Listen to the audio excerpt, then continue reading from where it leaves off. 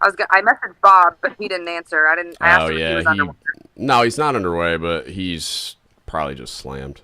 He'll get back to you especially if you message him on Instagram or something. Like, yeah, he'll get back to Yeah, you. I just messaged him on Discord, but Oh yeah, he I'm probably gonna. doesn't check Discord that often, but if you hit him on Instagram or didn't I give you his number?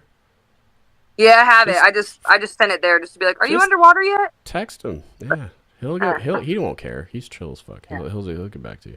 All right, we're streaming on YouTube, so behave, I'm children. gonna get on my computer in a Not second. really. I was getting first. So But yeah, this kid called me. He's in sub school right now, yeah. and he got a DUI underage. Whoops. And he's like, "What do I do?" And I was like, "Call the DSO." That happens Why a do you lot. see? Did he get a Why? DUI and no one knows yet, like his chain of command and stuff, or did he got a DUI and he's just asking like, "What do I do?" Well, it was not- on base, but it was Friday night, okay. so I don't. There's no one from his chain has talked to him yet. Yeah. But he was like, "Do I get a lawyer? What do I do?" I was like, "You be my suggestion. yeah. Be honest. The end. Like, Yeah, go don't to try and the. be a smart ass, but like, call the DSO Yep, first thing tomorrow. Like, Well, like It's, like, I feel super- like they'll tell him all that if they haven't already. I would hope. You could tell Probably. Riley and Jesse are still there. I think they might have transferred though. I think Okay. Jesse's going back to sea early or something. How do I get the chat? And again? then- God damn it! I should write this shit. this down. one warrant officer sent me a message. Mhm. W04. He was like, "I would love to chat. Here's my number." Oh, and then we nice. texted a little bit more, keep missing each other, but like, Yeah. I'm like, okay. By the That'd be way, I cool, also yeah. invited Raekwon to the DGUTS channel, just so you know. Oh, cool. Like actual or Russ Like Smith? the McCon PA. Oh no, like Oh, yeah, Tony, yeah, like, yeah. the Whatever. McCon PA thing. Yeah, that's I went fine. to They're not Costco. gonna show up. I know, but I saw it, so I was like, why They're not? not gonna show up. They already untagged me from his thing when I posted the AMA response. Like I tagged his Instagram account and they untagged me and they disabled the ability to tag his account. So I'm just like, all right, that's what we're doing. All right. His Stupid. personal Cool. page popped up as like people you may know. for Yeah, me. same. It wanted And me I to was be like, his are you friend. looking at my chin? Because that's usually what that means. Yeah. I'm like, I'm good. Like, I don't want to be your friend. I mean, I would. Like, I'm down to talk to anybody, but what? No, I don't want to. Did I tell you, or I don't know, Joe, if you're still in the group chat, but I got all the screenshots going in the Chiefs group chat at my command. From your social media Apparently. stuff, all your reels Yeah, and shit. my Reddit posts. What? Like, fucking, I don't understand why they spend any bandwidth giving a shit. Like, you're not doing anything that's, like, violating the UCMJ. It's just, like, attacking their ego. And it's like, if the shoe fits, bro. Like, fucking, you know what I mean? Like, that's why it bugs them, because they know they're the ones you're talking about. Not just because they're at your command, but because, like, they see themselves in the critiques. So it's just Right. like, yeah, like, I'll fucking be better then. Like, I don't know what to tell you. What's up, Dakota? What's cracking, dude? What are you doing? Oh, not much. Why are you here? She said, Hanging out. Yeah. This is like, that room looks like a solitary confinement cell or something. Like, what's going on in there? There's nothing behind you. Like, I know. Well, I don't have much space. it looks like you got kidnapped. Oh, okay. There's stuff on the walls and stuff. All Yeah, right. yeah. But over there's like all my flags and stuff. I thought about rearranging. Okay. That's fair. Let's see. I forgot how to do the stupid YouTube chat thing again. God damn it. I'm such a bad tech person. I figured it out last time, but it took me forever. Just write an SOP. Yeah, I should, dude. I've told myself to make checklists for a bunch of other crap because, like, I'll forget. just make a script so you hit a button. Yeah, and I'll you're good. forget. That's what I mean. Like, I want to do that because, like, I'll be just doing certain things. Like, if I get a new patron and I gotta mail stickers and I gotta do this other thing. I gotta send them an email and so it's like, and I'll forget to do shit. Or like when I publish an episode and then I have all these steps I need to take. To like enter, because I like do the early alerts for patrons and blah. So it's like I've added all these steps and sometimes I forget because I don't have things written down. That's what happens when you get your brain microwaved. How do I do the chat thing? God damn it! I know there's a way to do it. Go back. Yeah, I don't think it's in here. I apologize if you can. Well, you guys aren't watching it on YouTube. If anybody's watching on YouTube right now, I apologize for not. Oh, I think I remember how to do it. Scroll this way. This one? Nope. You guys can like, oh, is it this one? View live in control room. It's gotta be. And then I can pop out the chat box, potentially. Huh? I don't care about that. Go away. There's the chat. Okay, I can pop this out, I think. Heyo! I figured it out. A lot faster than last time. Alright, I got the YouTube chat up. I wonder if I can see it on OBS. Can I? No. Tori, you like stickers? Who? Yes. Who's a what now? I'm gonna send this to you. It's my water bottles like completely covered in them. Oh, nice. I ordered some from this one lady on Yeah, I got Etsy, somebody in and the she chat. had these other ones. And so I preemptively ordered 2, but if all else fails, I'll just give them away. But so I have 1 to give. Let me show it to you. Are they chibis? What? Are they the chibis? Who's what? I don't know The what that little- is. It's like a sorry for what I said during cheese season. That's funny. That's great. Ah, that's good. Did you get all this stuff I sent you, Ariana? I sent you the trash Yes, I did. cans? I thought Okay. I sent you a bunch of crying emojis when Did I you? got them. Oh, I don't know. I think Maybe so. you did. I sent you all them stickers and yeah. I gave one to my mom. Hell yeah. Aw. Oh, I also got this one. This is one of my favorites. Back in my day. Yeah. The Oh, National that's- Defense Ribbon. Disgusting. Yeah. Stupidest ribbon in the world. So what's up? All the homies? What are you guys up to? Just hanging out. Yeah. My parents just went to their rental for the night, so Oh, they're in town visiting. yeah, just for Guess I don't. till Thursday, I think now. Huzzah. That's cool. My bad. I wish I could do that more. My parents are in, like, my whole family's in Michigan, really. It's far away. My parents are both teachers, so they have the whole summers off. Oh, that's nice. My parents are retired. I don't really. They're not doing anything. My dad sits in a lazy boy and watches cowboy movies all day, like old westerns. Hopefully my new keyboard isn't obnoxious. And I got my door open because it's hot as hell here. My AC. We can't see you at all. What the hell? Yeah, Did I break your it? camera's off. But why? I turned it on earlier. All right. Oh, there it is. It's probably because There you I had Nice. I just out of habit turned on my, like, the one I used to record podcasts, but that for some I can't. I went down the rabbit hole, like, when we did this the first time, trying to get that one to work with Discord, and it, for whatever reason Discord doesn't recognize it, so I just use my regular schmegular, like, built-in thing, which is fine because we're just streaming and I'm only this big, so yeah. So I don't know. I started cold plunging recently. That's been an adventure. Oh. I built one too, like, because I've been trying to find things to help me sleep better and just feel better generally because my body hates me. And then I just don't, like, I don't sleep, which I feel like has been well documented. But I kept hearing about it, and I listened to this really long, like, Andrew Huberman podcast. He's a neuroscientist. And he was talking about sleep and, like, how you can get better sleep. And then somebody else was Is that the talking. guy you did an episode with? No, he was on Huberman's podcast because they both are faculty at Stanford. But this guy's a different. He's been on, like, Joe Rogan and all the Lex Friedman and all the podcasts.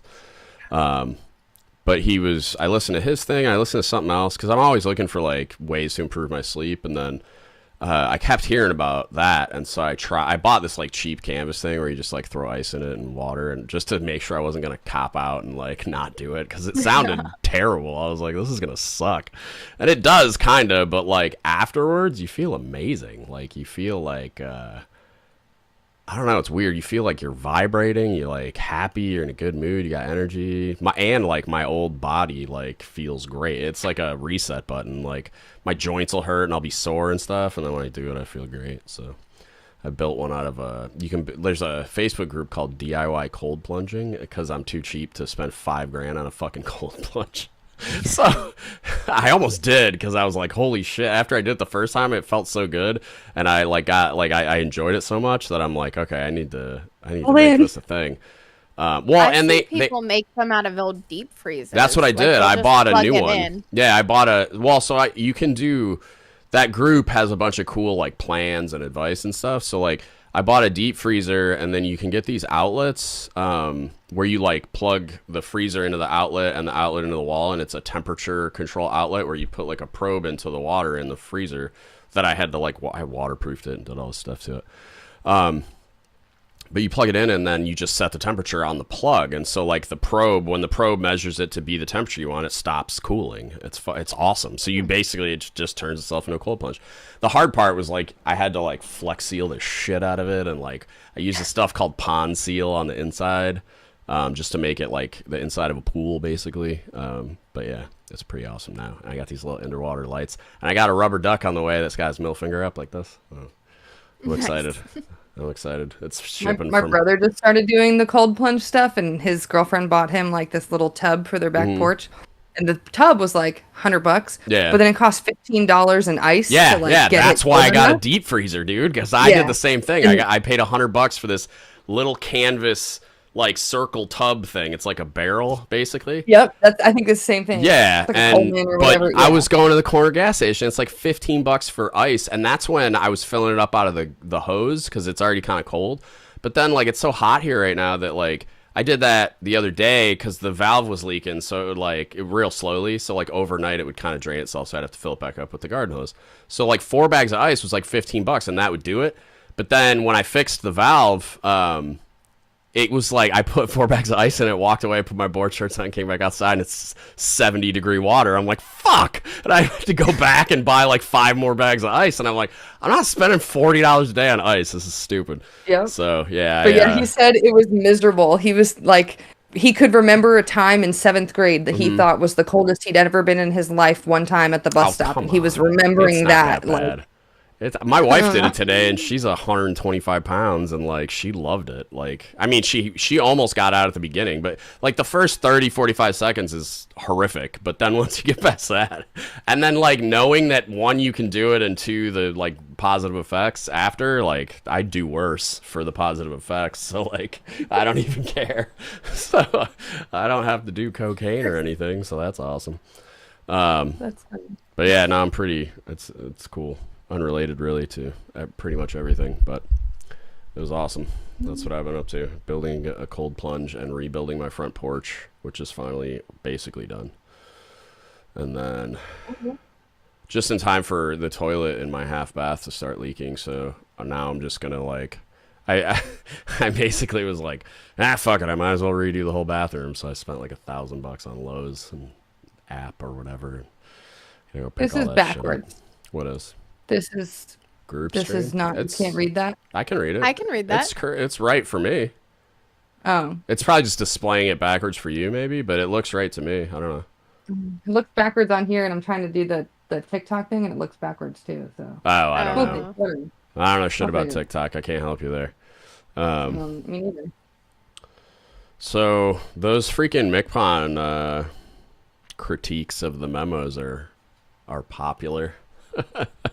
Those podcasts are extremely popular. I'm kind of surprised a little, like sort of, but yeah, no. Why? Why are you surprised? Well, I don't know, like because the memos themselves, I kind of felt like people wouldn't really give a shit about.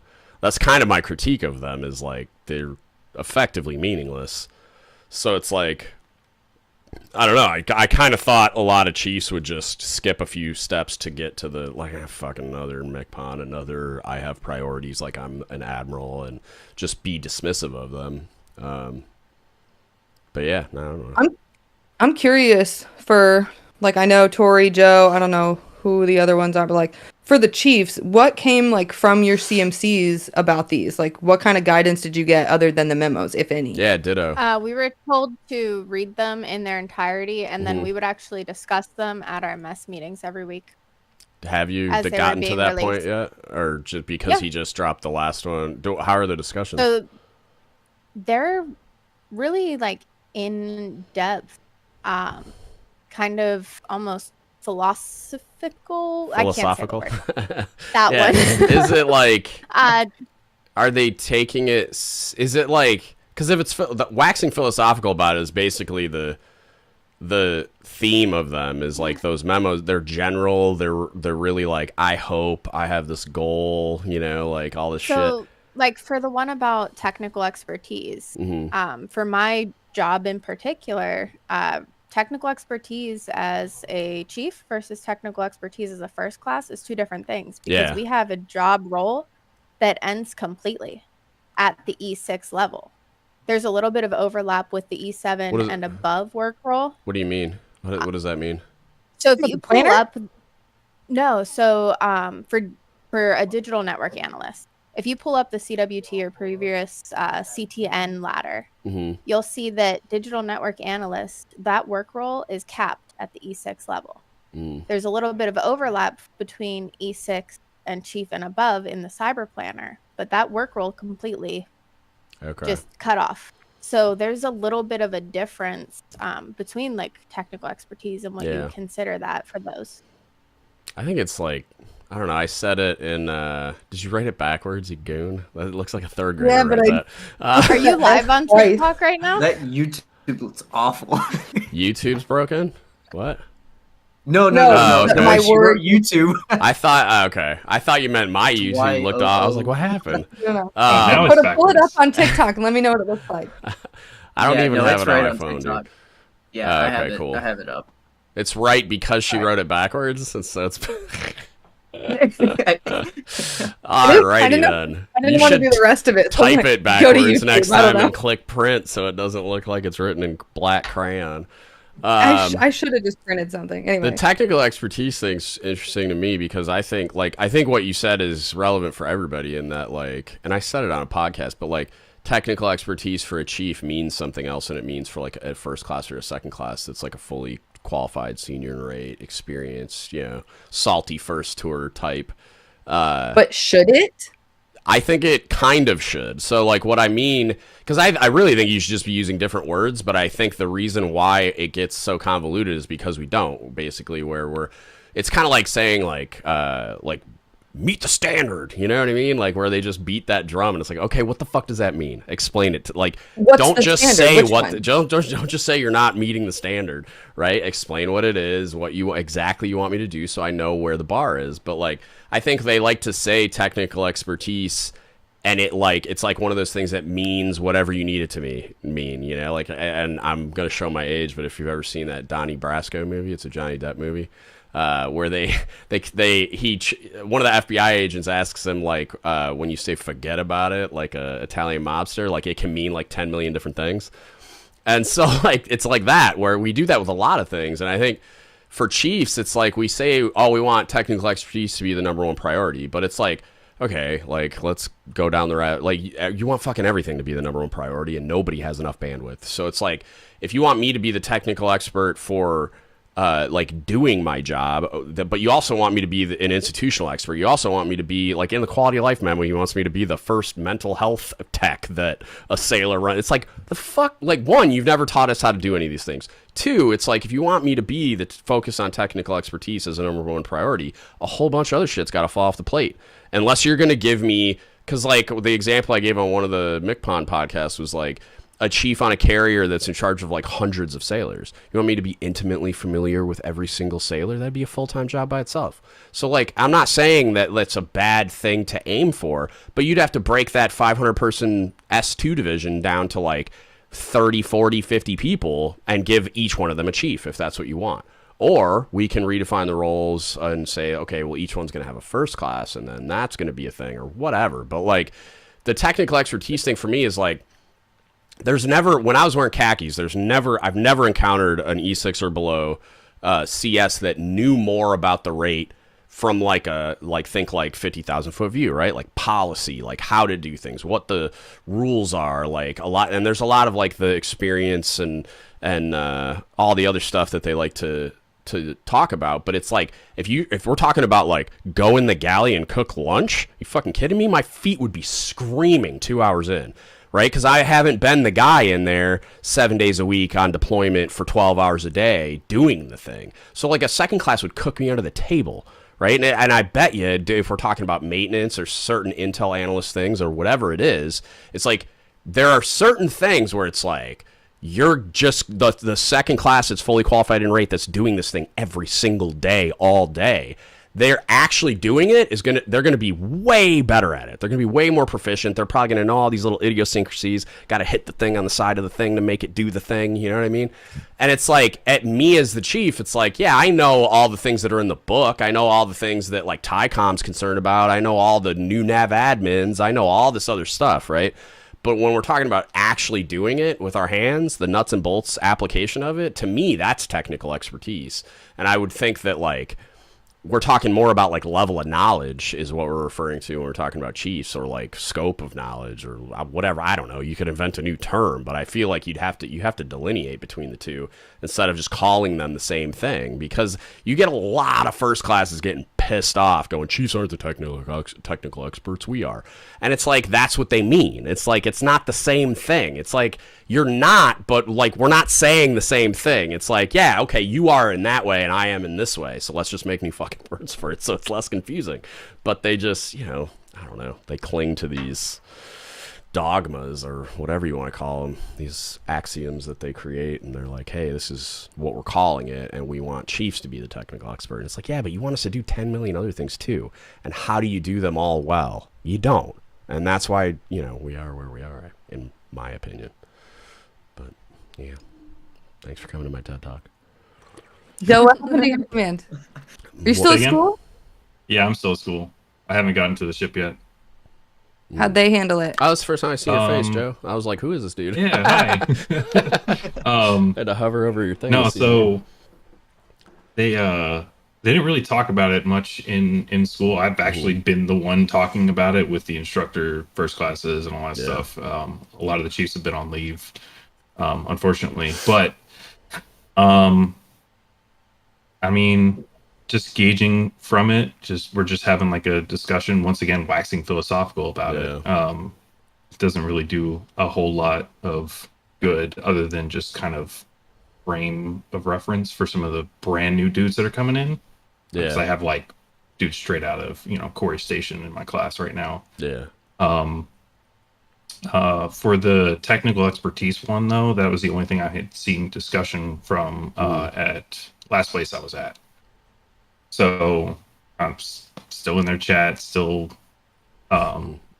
lurking kind of, but providing assistance or insight where I can. Tell us more.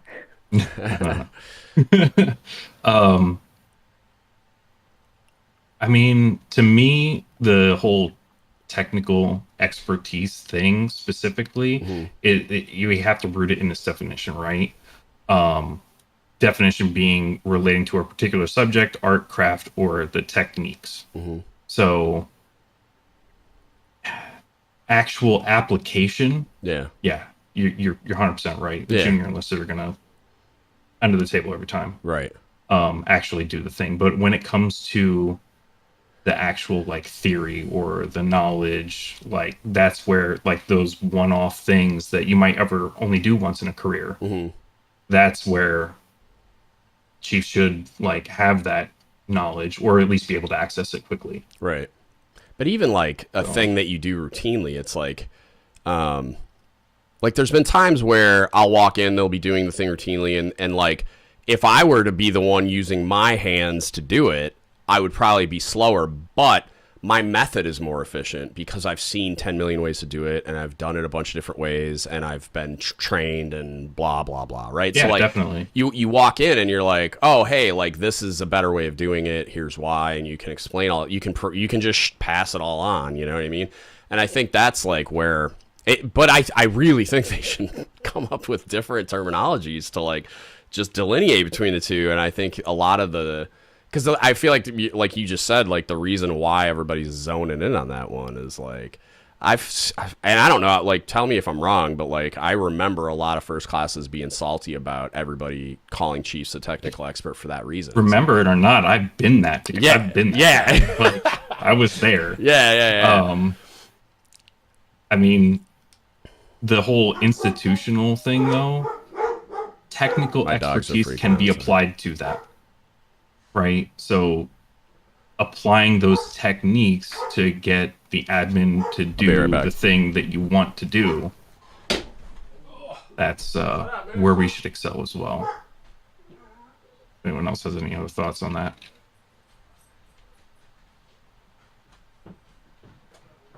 I always have thoughts, but I mean, send it. I mean, Dad's away, right? I don't. Just in general, like the whole call to action memos, I like it because I think it's him acknowledging and the people who know and understand of him saying like, hey, you're not meeting the standard because now I'm telling you have to. So like him publicly saying be better is good. But the things that he's asking for, like Will talked about it in one of the episodes, it's like they're so far removed in these layers that like they don't understand what these people are doing every day.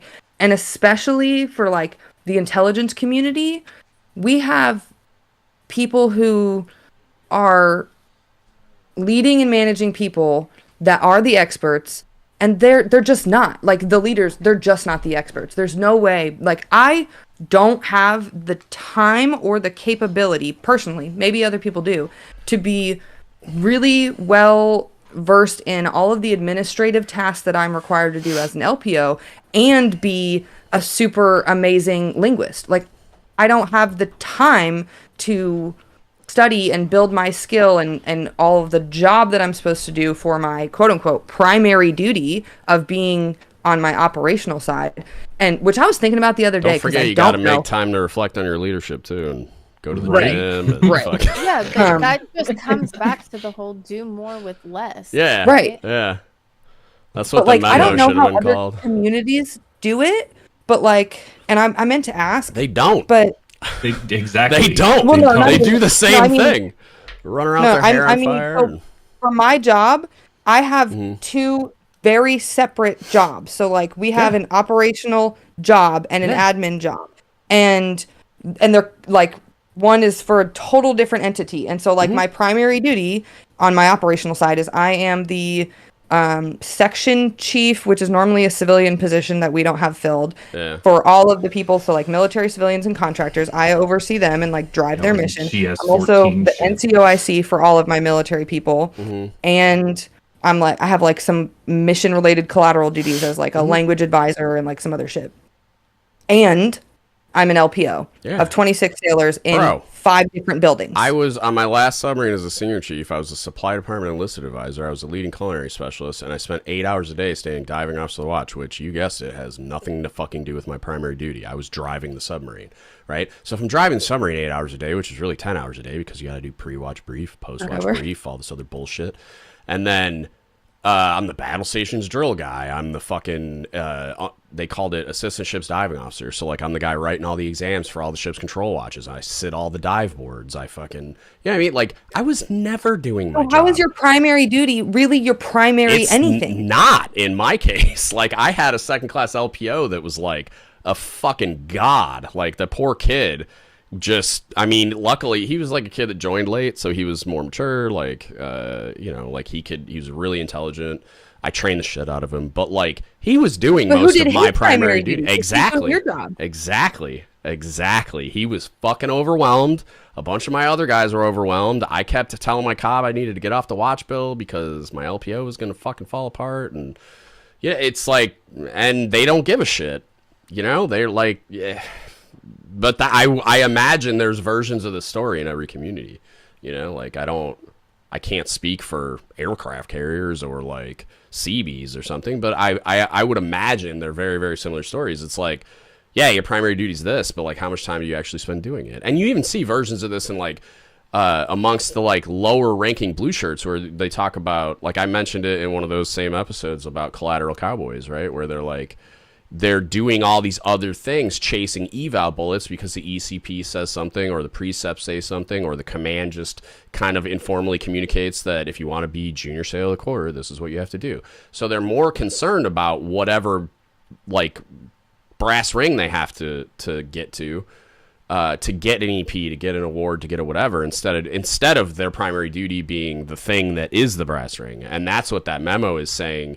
should be real. And I don't disagree, but like until you alter all of those things that drive behavior, not fucking possible. Yeah, it's not going to happen, because even if like put the manning thing aside, like we don't have enough people to do all the things, got it, right? But like set that aside, if I could wave a wand, or Mick Pond could wave a wand, or whoever could wave a wand and make that problem go away somehow, about whether we're like redefining roles or just magically finding bodies, neither of which are going to happen. But the real thing is like the behavior will change if we say that your collateral duties don't matter anymore. You know what I mean? Which is its own problem, because those things, some of those things still have to get done. A lot of them could probably get fucking deleted, but like there are very important things that need to get done. So like I'm saying, which is a Manning thing, which is its own problem right now with recruiting and retention. But I'm saying like I was a command career counselor as a chief on a submarine. And it's like, I was a command career counselor for 200 people. I'm like, that's not a collateral duty. That's a fucking primary duty. And it's like, and then I had to be the leading CS, the supply department enlist advisor, the SIMEO. Like, it's like, so, give me an NC2. And that's their primary duty. And there's a whole bunch of other stuff that they could do that would take a lot of the collateral crap off people's plates. Like a lot of these collateral duties should be primary duties, but they're not. And we just live with the fact that, it's like on an aircraft carrier. Like you have damage controlman. Guess who puts out fucking fires and stops flooding on a submarine? Me. Fucking me and everyone else wearing fish. So it's like, it's the same thing. It's like, that's so important. We have a whole rate dedicated to it, but not on submarines. And it's like, why? I don't know. Like that's you just, were saying, give you small? an NC2, and you said it in the episode, but like they don't have NC2s. They promote to NC1. Now you have a first class. Well, you could have NC2s. Make me a fucking. We already have the school in place. Just start sending fucking babies to it. I'll take a seaman for fuck's sake. Like just teach them how to use seaways and all the things. And it's like they do have NC2s. They have to make the test first, but it's instant. Wow, whatever. Right. Yeah. But it's like, but then they become first classes, who then get. Now they're going to be the admin department LPO, and they're going to have all this other shit. And now they're a first class that's eligible to do a different collateral duty. You'd have to change shit, but like it would be amazing. It's like it would be amazing if I had. I can't even think of how good it would be because it's so impossible. Well, even like so like when I did that James Parlier interview a million years ago, he was a CMC on the Cole, and he was a corpsman, right? So they had an IDC that was a chief. I don't know if they had anyone else on the Cole at the time. Which, you know, crew sizes are comparable. They might have had one baby doc. But like on submarines, we have one IDC, end of list. So if there's a catastrophe, we have one medical person to like do trauma care on however many people. And so like James said, like he wasn't being the CMC went right after the collision or the bombing. I said collision. Jesus. When the bombing happened, it was like he was triaging people. Like he was being a doc because he didn't even know if his doc was alive. So he's like, I got to do doc things because that's the most important thing right now. And like, thank God he happened to be a corpsman. But it's like, you don't even have like something that important. And we also have like case studies, like real life events that like a lesson learned should probably be like have more corpsmen on these ships and submarines and stuff. It's like, yeah, we still don't like, and like their answer. If the lesson learned is have more of anything, the Navy's going to be like, no. Yeah, too much money. Unless it's more admirals, then we could do that, right? Like fucking make sure they have a cook to cook for them and a driver and all this other stupid stuff. Or a new designator. Yeah, I just, it's ridiculous. My like cat had a cricket. Huh? Oh, the cat had a cricket. Nice. Oh, sorry. Yeah, because like, well, one of the like on submarines, one of my arguments has been like I'll trade 2 CS billets for an NC2 and like a baby doc, and it's like, so then it's not even going to cost you more money. I just want to convert them to other things, but they still won't do it because it's like that would mean the officers have to go through the chow line like regular people, and it's like. Can't have that. Fucking forget making us more efficient warfighters. Gotta eat on my fancy plate and silverware and have a linen tablecloth. Oh, the SRB is gonna get fucked up because an NC ain't putting it in. Yeah. No. It's so fucking ridiculous. But you know, I don't know. Like I get this like very jaded nihilistic type view to all this stuff, but then. Like I sent it to, I think I put it in the Discord, the general chat. I had a CMC kind of like push me, like he was like, and he's a great dude. He's like a legend in my community, especially like CS is on submarines. But like him saying like, not just like telling me what it is cool, but like telling me that I'm making a difference and stuff. And I'm just like, am I though? Because like, what like I look for indications, and I'm just like, like I don't like, I'm not seeing indications that it's like, besides like your all's feedback, you know, obviously like that's nice, but right. I mean, think about it though. The more reach that you end up having, the more like people end up listening. Like like Palm Memos, everyone absolutely wanted to hear your opinion on them. So those things, naturally, they're doing well. If more people are listening, the chances that you're going to get like to impact decision making changes in those people, like it's only going to grow. I don't know, I just have that like, it's, you know, it just keeps plugging ahead doing the same thing, and it's like I would really love to see something. What I'd love to see is not something. I'd rather see someone, you know, like I'm kind of high on Scotty Tokorzik. Like I would love to see that dude as McPon, and I'd love to see what he would do with it, and I hope that he would do something different. It'd be really nice to see somebody get in there that like, and maybe it's just like the generational thing, like Tokorzik is from like the next generation and just has like a different way of approaching things. It'd be really nice to see somebody that isn't the same old thing, you know what I mean? And it's just like, I mean, honestly though, what are the limitations imposed on that office? Right. In all reality, like Ariana got some policy. Yeah, Ariana got some. Well, so I would argue, and Ariana got some insight. She was on the phone with Russ Smith the other day asking questions just like that. But and I'm trying to get him on the podcast. I just got to follow up with him. But he like, I think people say like, well, they don't make policy, and I was like, yeah, they kind of do though. Like when you're talking about chief stuff heavily. When you're talking about chief stuff, it's like there's not a lot of, unless we're fucking up, right? Unless we're all stopping the chief season because we're hazing people. The CNO is just going to be like, yeah, whatever, McPon, go ahead. Like, tell me where to sign. You know, like they kind of do make policy for chiefs. But like you're not wrong. Like it's got to get bottom lined. But and they have everything they're doing has to be aligned with the CNO's, you know, like whatever the fuck goals or priorities. That and a lot of the policies that are coming out from Big Navy are being bottom lined by these officers, and that's the things that are having the widest impact and creating the most giant freaking problem. My favorite thing from the McPon memos was the technical expertise thing, just because it came right after we deleted the E4 exam. I'm just like, technical expertise is the #1 priority. E4s don't need to take an exam anymore. Yeah, like, so now only E5s really measuring people's technical expertise? Because like, I don't know about the rest of you guys. It's something. As a CTI, 80% of my exam is a CTR test. Yeah, you're not testing my skill there. It's something. I'm not saying it's like a comprehensive measurement of technical expertise or skill or anything, but it's a decent test of level of knowledge. And like, you guys will hear the memory episode I did on Wednesday, but those types of tests and efficient preparation for those types of tests do a lot for retention. So it's like not like re-enlistment retention, but like just retention of information. So like the people that you're trying to train and qualify, it's like when you take a test, that just the action of taking that test does a ton. Like they've done studies on it, and it's like it does a ton. Even if it's a mock exam, it does a ton for you retaining that information. So like I'm for the tests, and I mean make Chiefs take the test. Oh yeah, 100%. I think they should. I've been saying that recently. If I have to take a test to make board for 7, then you have to take a test to make board for 8 and 9. I 100% agree with that. I think it should be. I think that you should see the shift in what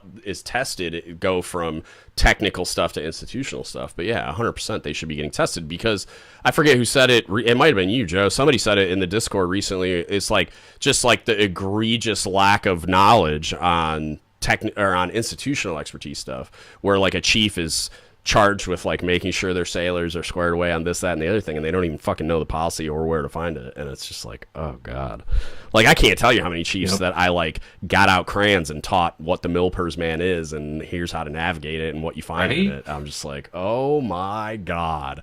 And like the correspondence manual, like how to format correspondence, how to write evals, how to just so much BCNRs. Like who the fuck knows what a BCNR is? Like I've submitted 2 of them, and I did an episode on it a long time ago, but like nobody even knew what it was. Like, my buddy Dustin taught me what it was when I was a first class taking ESO over, and we got a guy promoted based on a BCNR. But yeah, it's like, just there's so many things that, like, Your chief's the YN test.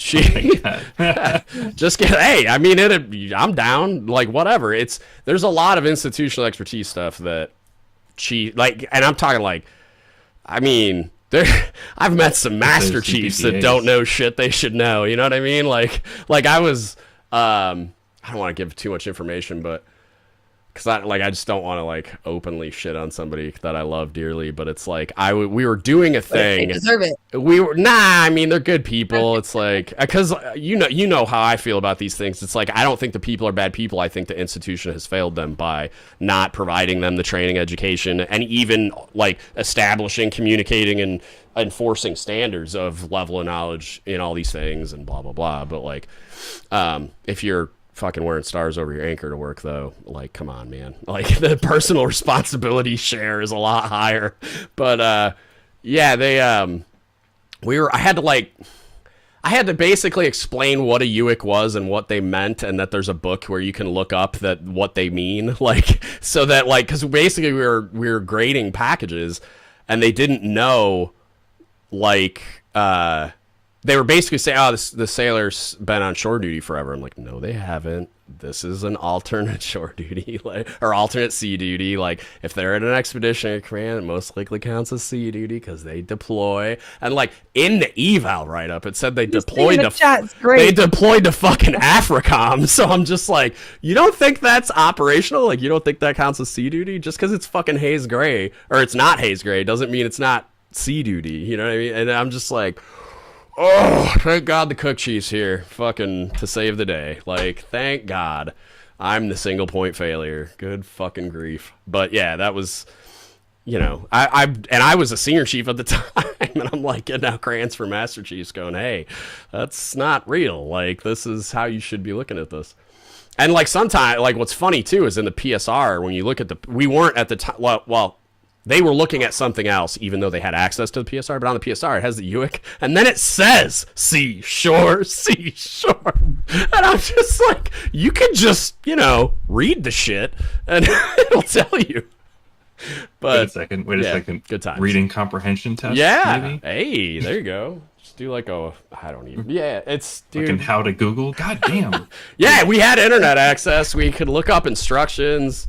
We had all kinds of shit. It was, and you have the recorders in the room. Like, they're there to support the board members. So you can just go, hey, recorder, I need this, you know, or what does this mean? Like, we had a YNC in the room with us. So you could just be like, hey, what is this? What is this? What does this mean?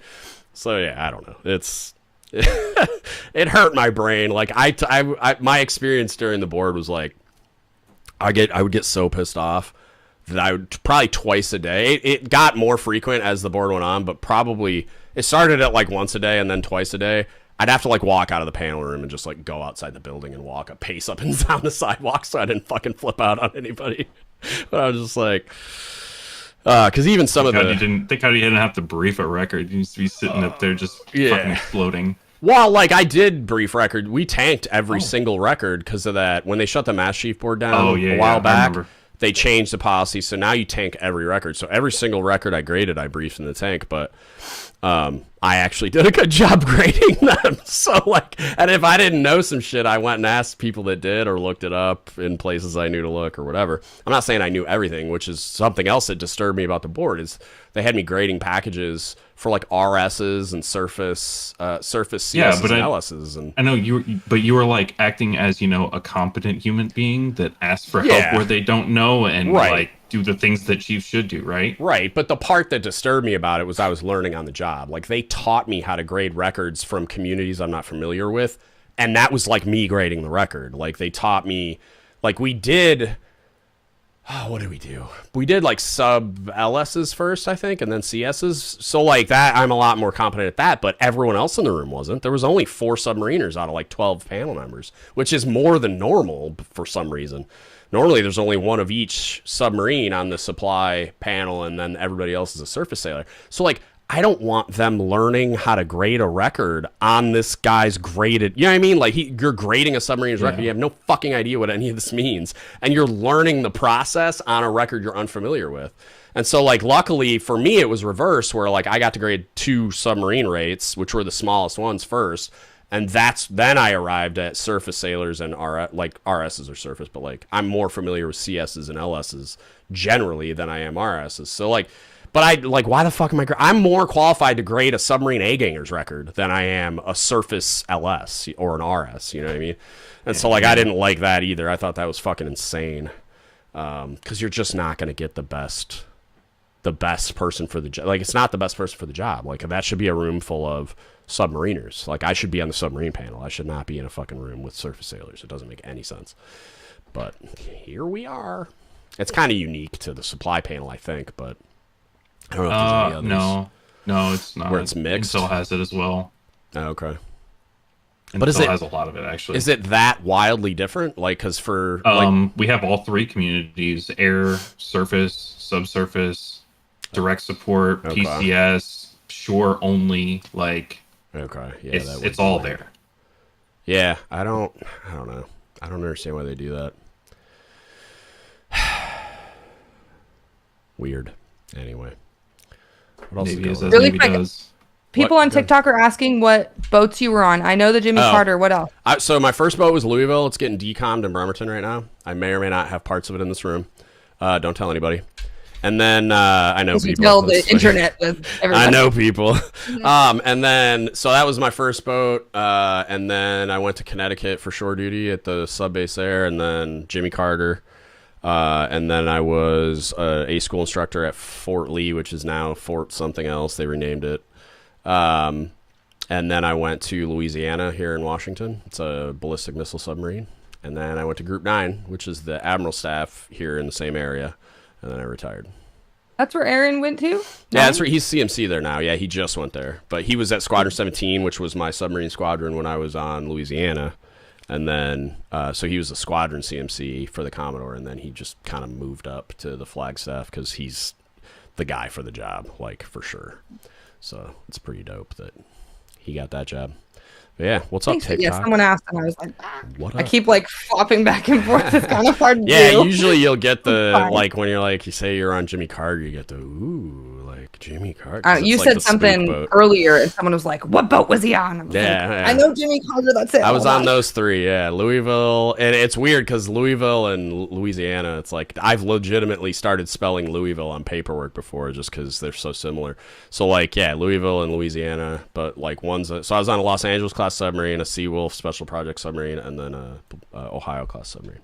And I've ridden a ton of boats. Like, when I was an SMI inspector, I've been out on a million, like, Virginia boats and all the, I've been on all of them, but I've only been permanently assigned to those 3, which is like 3 out of 4. You just said, and I don't know. Maybe my bad. Whatever.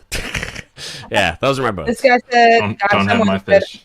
Nebraska 99 to 04 and 15 to 18, and then West Virginia from 2007 to 2012. Oh, nice. Yeah, Nebraska's out here. My boy's on that LPO that I had on Louisiana, the one that was doing my job, basically. He's on Nevada right now. CS1 Kimpo. Nice. What's up, Kimpo? He's probably about to be a chief. I'm excited. I gave him my anchors when I left Louisiana, so I'm hoping this is. He's a beast. 10 days, yeah. Yeah, he's a beast. This is gonna be a big year because I'm looking for Ariana's name. Desiree's up too, right? Looking for Desiree's name, looking for Kimpo's name. There's so many people this year that I'm like eagerly awaiting results. A lot of my A school students, God help me. Who do you get to go see? I don't fucking know, cause it depends on who makes it. It depends on who makes it, cause like, and like I don't know how much bandwidth I have honestly, but like it depends. If I can, honestly, if I had to bet money on it, it'd be like your vicinity, just because. So I'm waiting on Dan, the special warfare tech. He's in your area-ish. His significant other knows you. I think you work with them. His name's Dan Lombard. You don't work with Dan, but I think you work with his significant other. And I don't know their name or anything, so banana. I was on the phone with him the other day, and he said that his significant other knew you. I don't know if they work directly with you, or they just like know who you are because you work in the same fucking black box, but like, or because you're or because you're TikTok famous and shit. But yeah, Dan loves your shit. He's a big fan of your content, so. Oh yeah, Dan's the guy that inspired the Chief Creed revision stuff, like the art, it coming from the article and stuff. That's Dan. Good dude. There was some good feedback. So you didn't see it, but there's a chief who follows me on TikTok who was posting your reel to TikTok that when you were talking about it. Yeah. And like there was comments on there from other chiefs that were like, hell yeah, this would be great, blah, blah, cool. blah. I need to get on TikTok, man. I do. I'm scared. You have a TikTok now today. Congratulations. Well, I mean, I already had one. I don't know why you said it was like deactivated or something. When I went to look at it, it said it was banned. So that's maybe it had been too long. I never posted anything on it. I created that account. Probably why. It thinks you're a bot or something. Oh, maybe that. I figured, maybe it just like timed out and deleted me or something, because I created it just so I could look at Christina DiRienzo stuff before I asked her to do the episode. I wanted to like figure out what's she doing on TikTok, recon. And like, I was just reconning, and then I deleted it off my phone. Yeah. But I knew I had an account. I just never. But yes, you now have a new account. Yeah. It's the same. It's just dguts.podcast. So. Okay. Yeah. Or we'll talk. I'll give you the login. Yeah, I mean, I'll see if I'll try to log into the old one too and see like because it'd be cool if it was just at DGUTS Podcast like everything else, but it's whatever. Like if I can reclaim that somehow, I will. But yeah, no, that's dope. I didn't even think about that. I saw some people sharing it on my TikTok of you has more followers than your last one. So well, I didn't even fucking post anything. What's it up That's to? not a flex. I never used it. Okay, I was gonna say it was like 2 last time. I literally never used it. You can do it, Del Cantrell. Like, you just got to get picked up. So in the YouTube chat, he said, "Damn, I'm trying to get picked up for special projects and never go back to a boat. Got to figure it out before I leave shore duty." You can do it. Like, talk to Chief Bob's a good person to talk to about that too.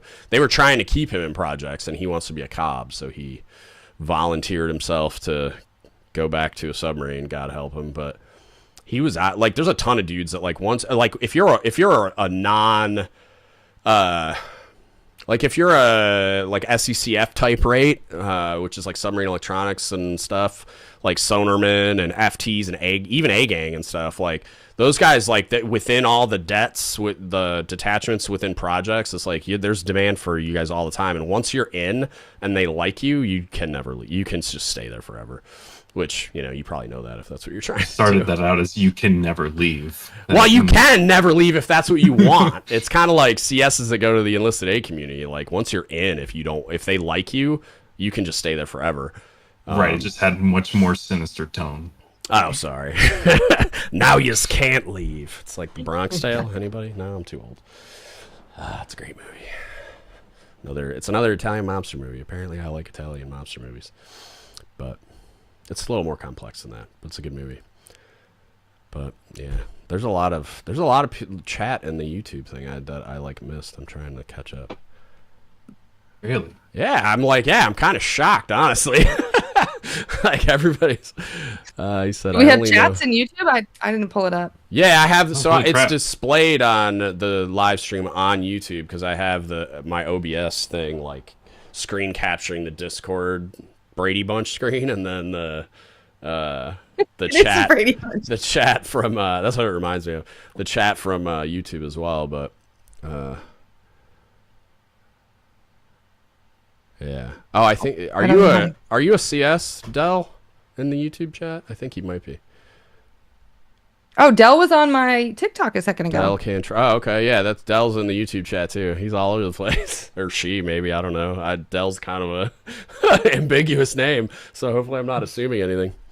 But yeah, it said we could do exactly what other rates do and have them stand control room watches underway to get us a better chance at NCC or even PS. Well, so cooks couldn't stand control room watches just because we don't have enough cooks. Oh, he's a sonarman. All right.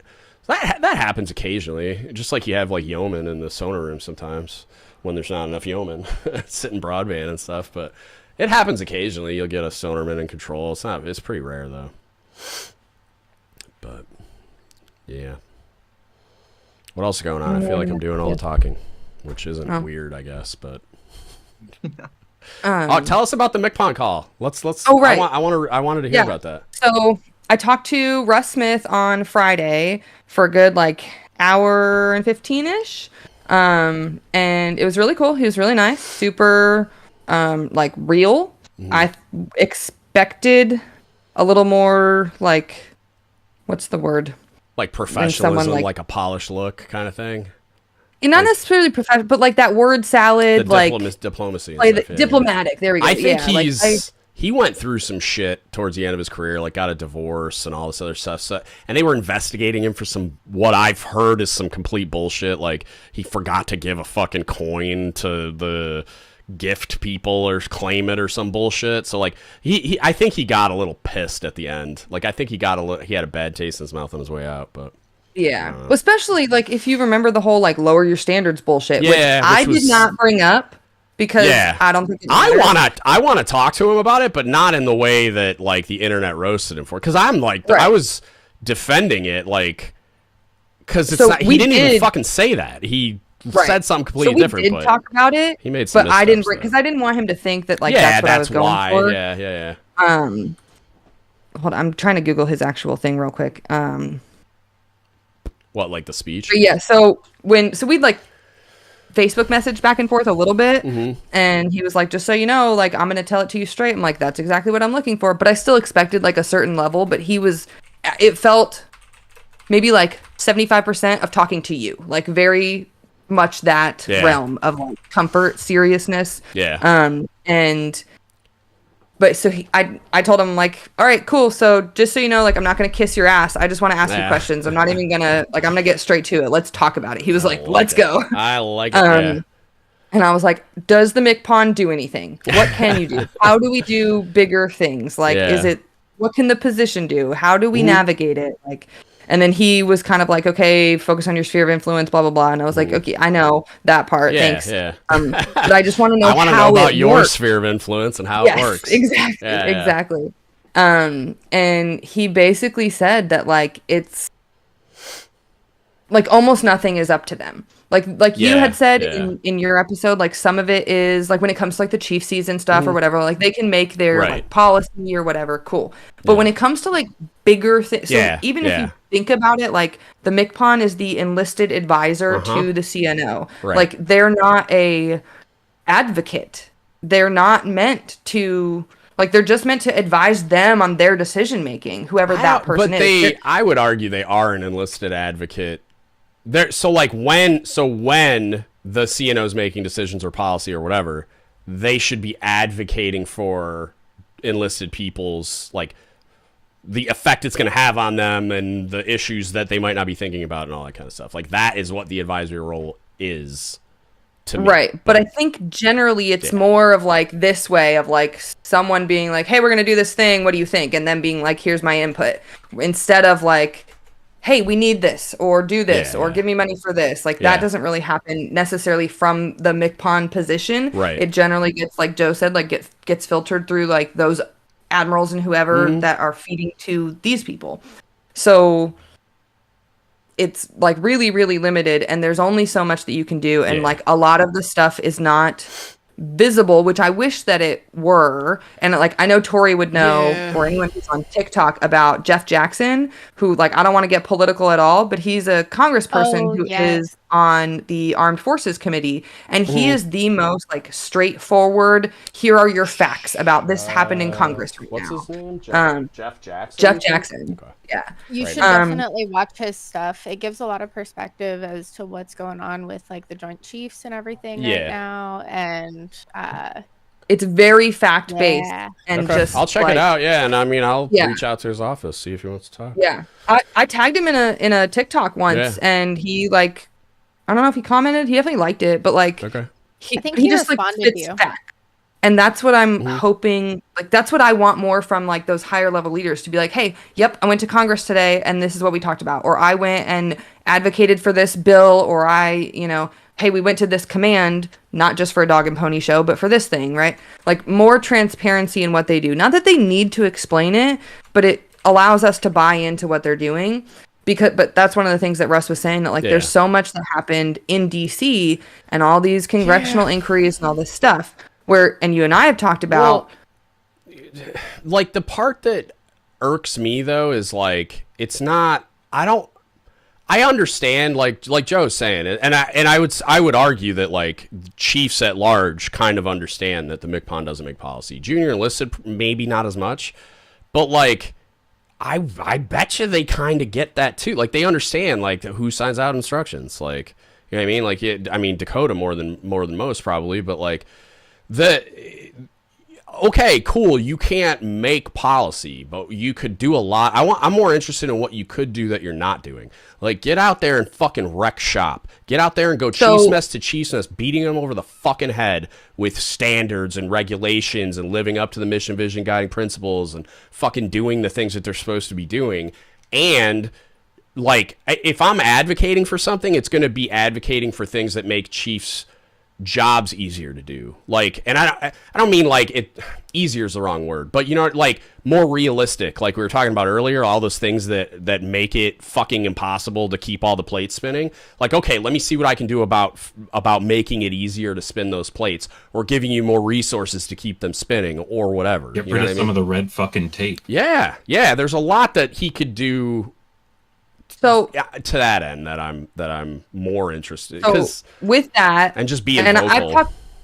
I've talked to a lot of chiefs about this on a smaller scale, and because I'm over here like screaming everywhere. I mean, TikTok, anywhere I can, to be like, this is what we need, right? But it's risky, and not everyone can do that. And now it shouldn't be risky. I shouldn't be scared of like, oh, you're never going to make chief. You're pissing off the wrong people. You're going to get blackballed. You're going to get a bad eval. Like, I shouldn't have to be scared of that. I'm not scared. Other people are. Because let's just say that you are a chief and you're an LCPO of a division and you are taking care of your sailors and you want to go advocate. Well, then you piss off the wrong people. Now you're not as good of an advocate. And so did it really help anything for the how many hundreds of people at your command that now you lost the power you had, period? So like it's kind of the same thing, where that like risk aversion of I have some power to do good, and instead of losing it altogether, like you can't just scream at them all the time. Like you have to, like that walk and talk, right? Like you have to be able to finesse it.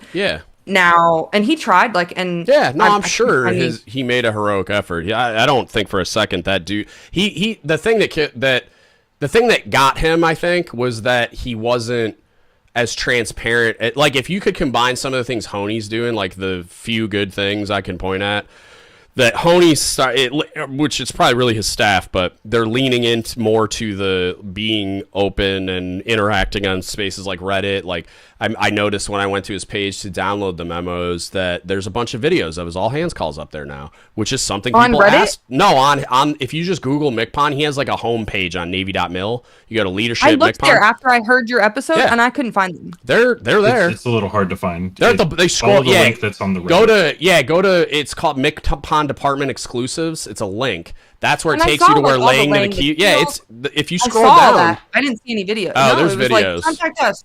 Maybe it's because on my phone. Oh, maybe probably. Yeah, I did it on a computer, but anyway, he's doing more of that stuff, and like you see Tkorzik doing his little Friday podcast thing. It's like, I think if Russ Smith had been that level of transparent about what he was doing, or had his staff engaged in making sure everybody knows via video, via fucking Instagram Live, via whatever, of what he would, because I think that dude was doing a ton of shit behind the scenes that no one knew about. And that's kind of what did him in, is like everybody thought he wasn't doing anything. And it's like, but and you saw him get pissed during that all hands call on the carrier about like, I'm advocating for shit like fucking childcare. Like, I'm trying to get 120 CDCs opened. I'm not worried about your fucking birthing, because there's 19 CMCs between yours and me that should be doing this shit.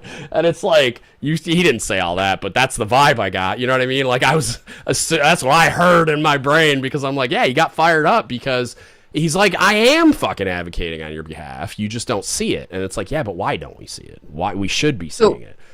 And so this is with, so this is online. Not like him and I talked about it, but this is publicly available on Navy.mil. But like, this is his testimony after that, like because so the lower your standards things got blown up, and they talked about it, like he had to answer to it in Congress or wherever, and then someone else told him like, hey, just so you know, we're going to ask you about this again, just to get like media attention, to raise money for whatever media news outlet you are, even though they've already squashed it and they did it again.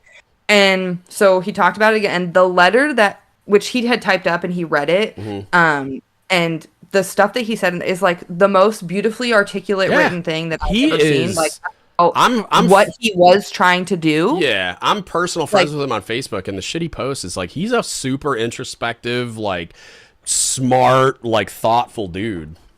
Yeah, but like I never paid attention to like what he was doing there before. But like he talks about the fact that like we have half the ships that we did after the Cold War, or half the people, but the same number of ships, and that we're expecting the same from them. Right. And then he talks about the fact that he had to go get mental health care at his own expense. Yeah, because it took too long. Because it took too long, and he didn't want to take it away from sailors who needed it. But he basically like went hard in the whole do more with less, and like we are going to fail, and it's your fault for not giving us the money that we need. And not only are we advocating to Congress to sign a ginormous check for gajillions of dollars, what I want to know instead is who then, so they're like, here's your $847 billion. Who says, okay, this much for this, this much for this much for this? Well, that's what I want to know. Even if they gave us a blank check for mental health, it's like, one, there's not enough providers in the world to hire, or to, especially to like get them to fucking join the military. Yeah, okay. And okay, so maybe we could create them from scratch, which would take forever.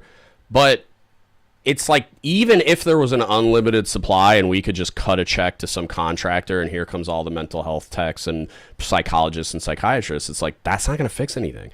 That's just going to, like, because the demand is going to continue to outpace the resources, or really, like, you're just gonna have a bunch of combat ineffective units because 60% of the fucking crew is going to be at mental health. And it's like, that's not the problem. Like, it is a problem, but it's a symptom of a problem. Is like, the real problem is, okay, why do we have all these fucking mental health issues? And it's not just because the military's hard.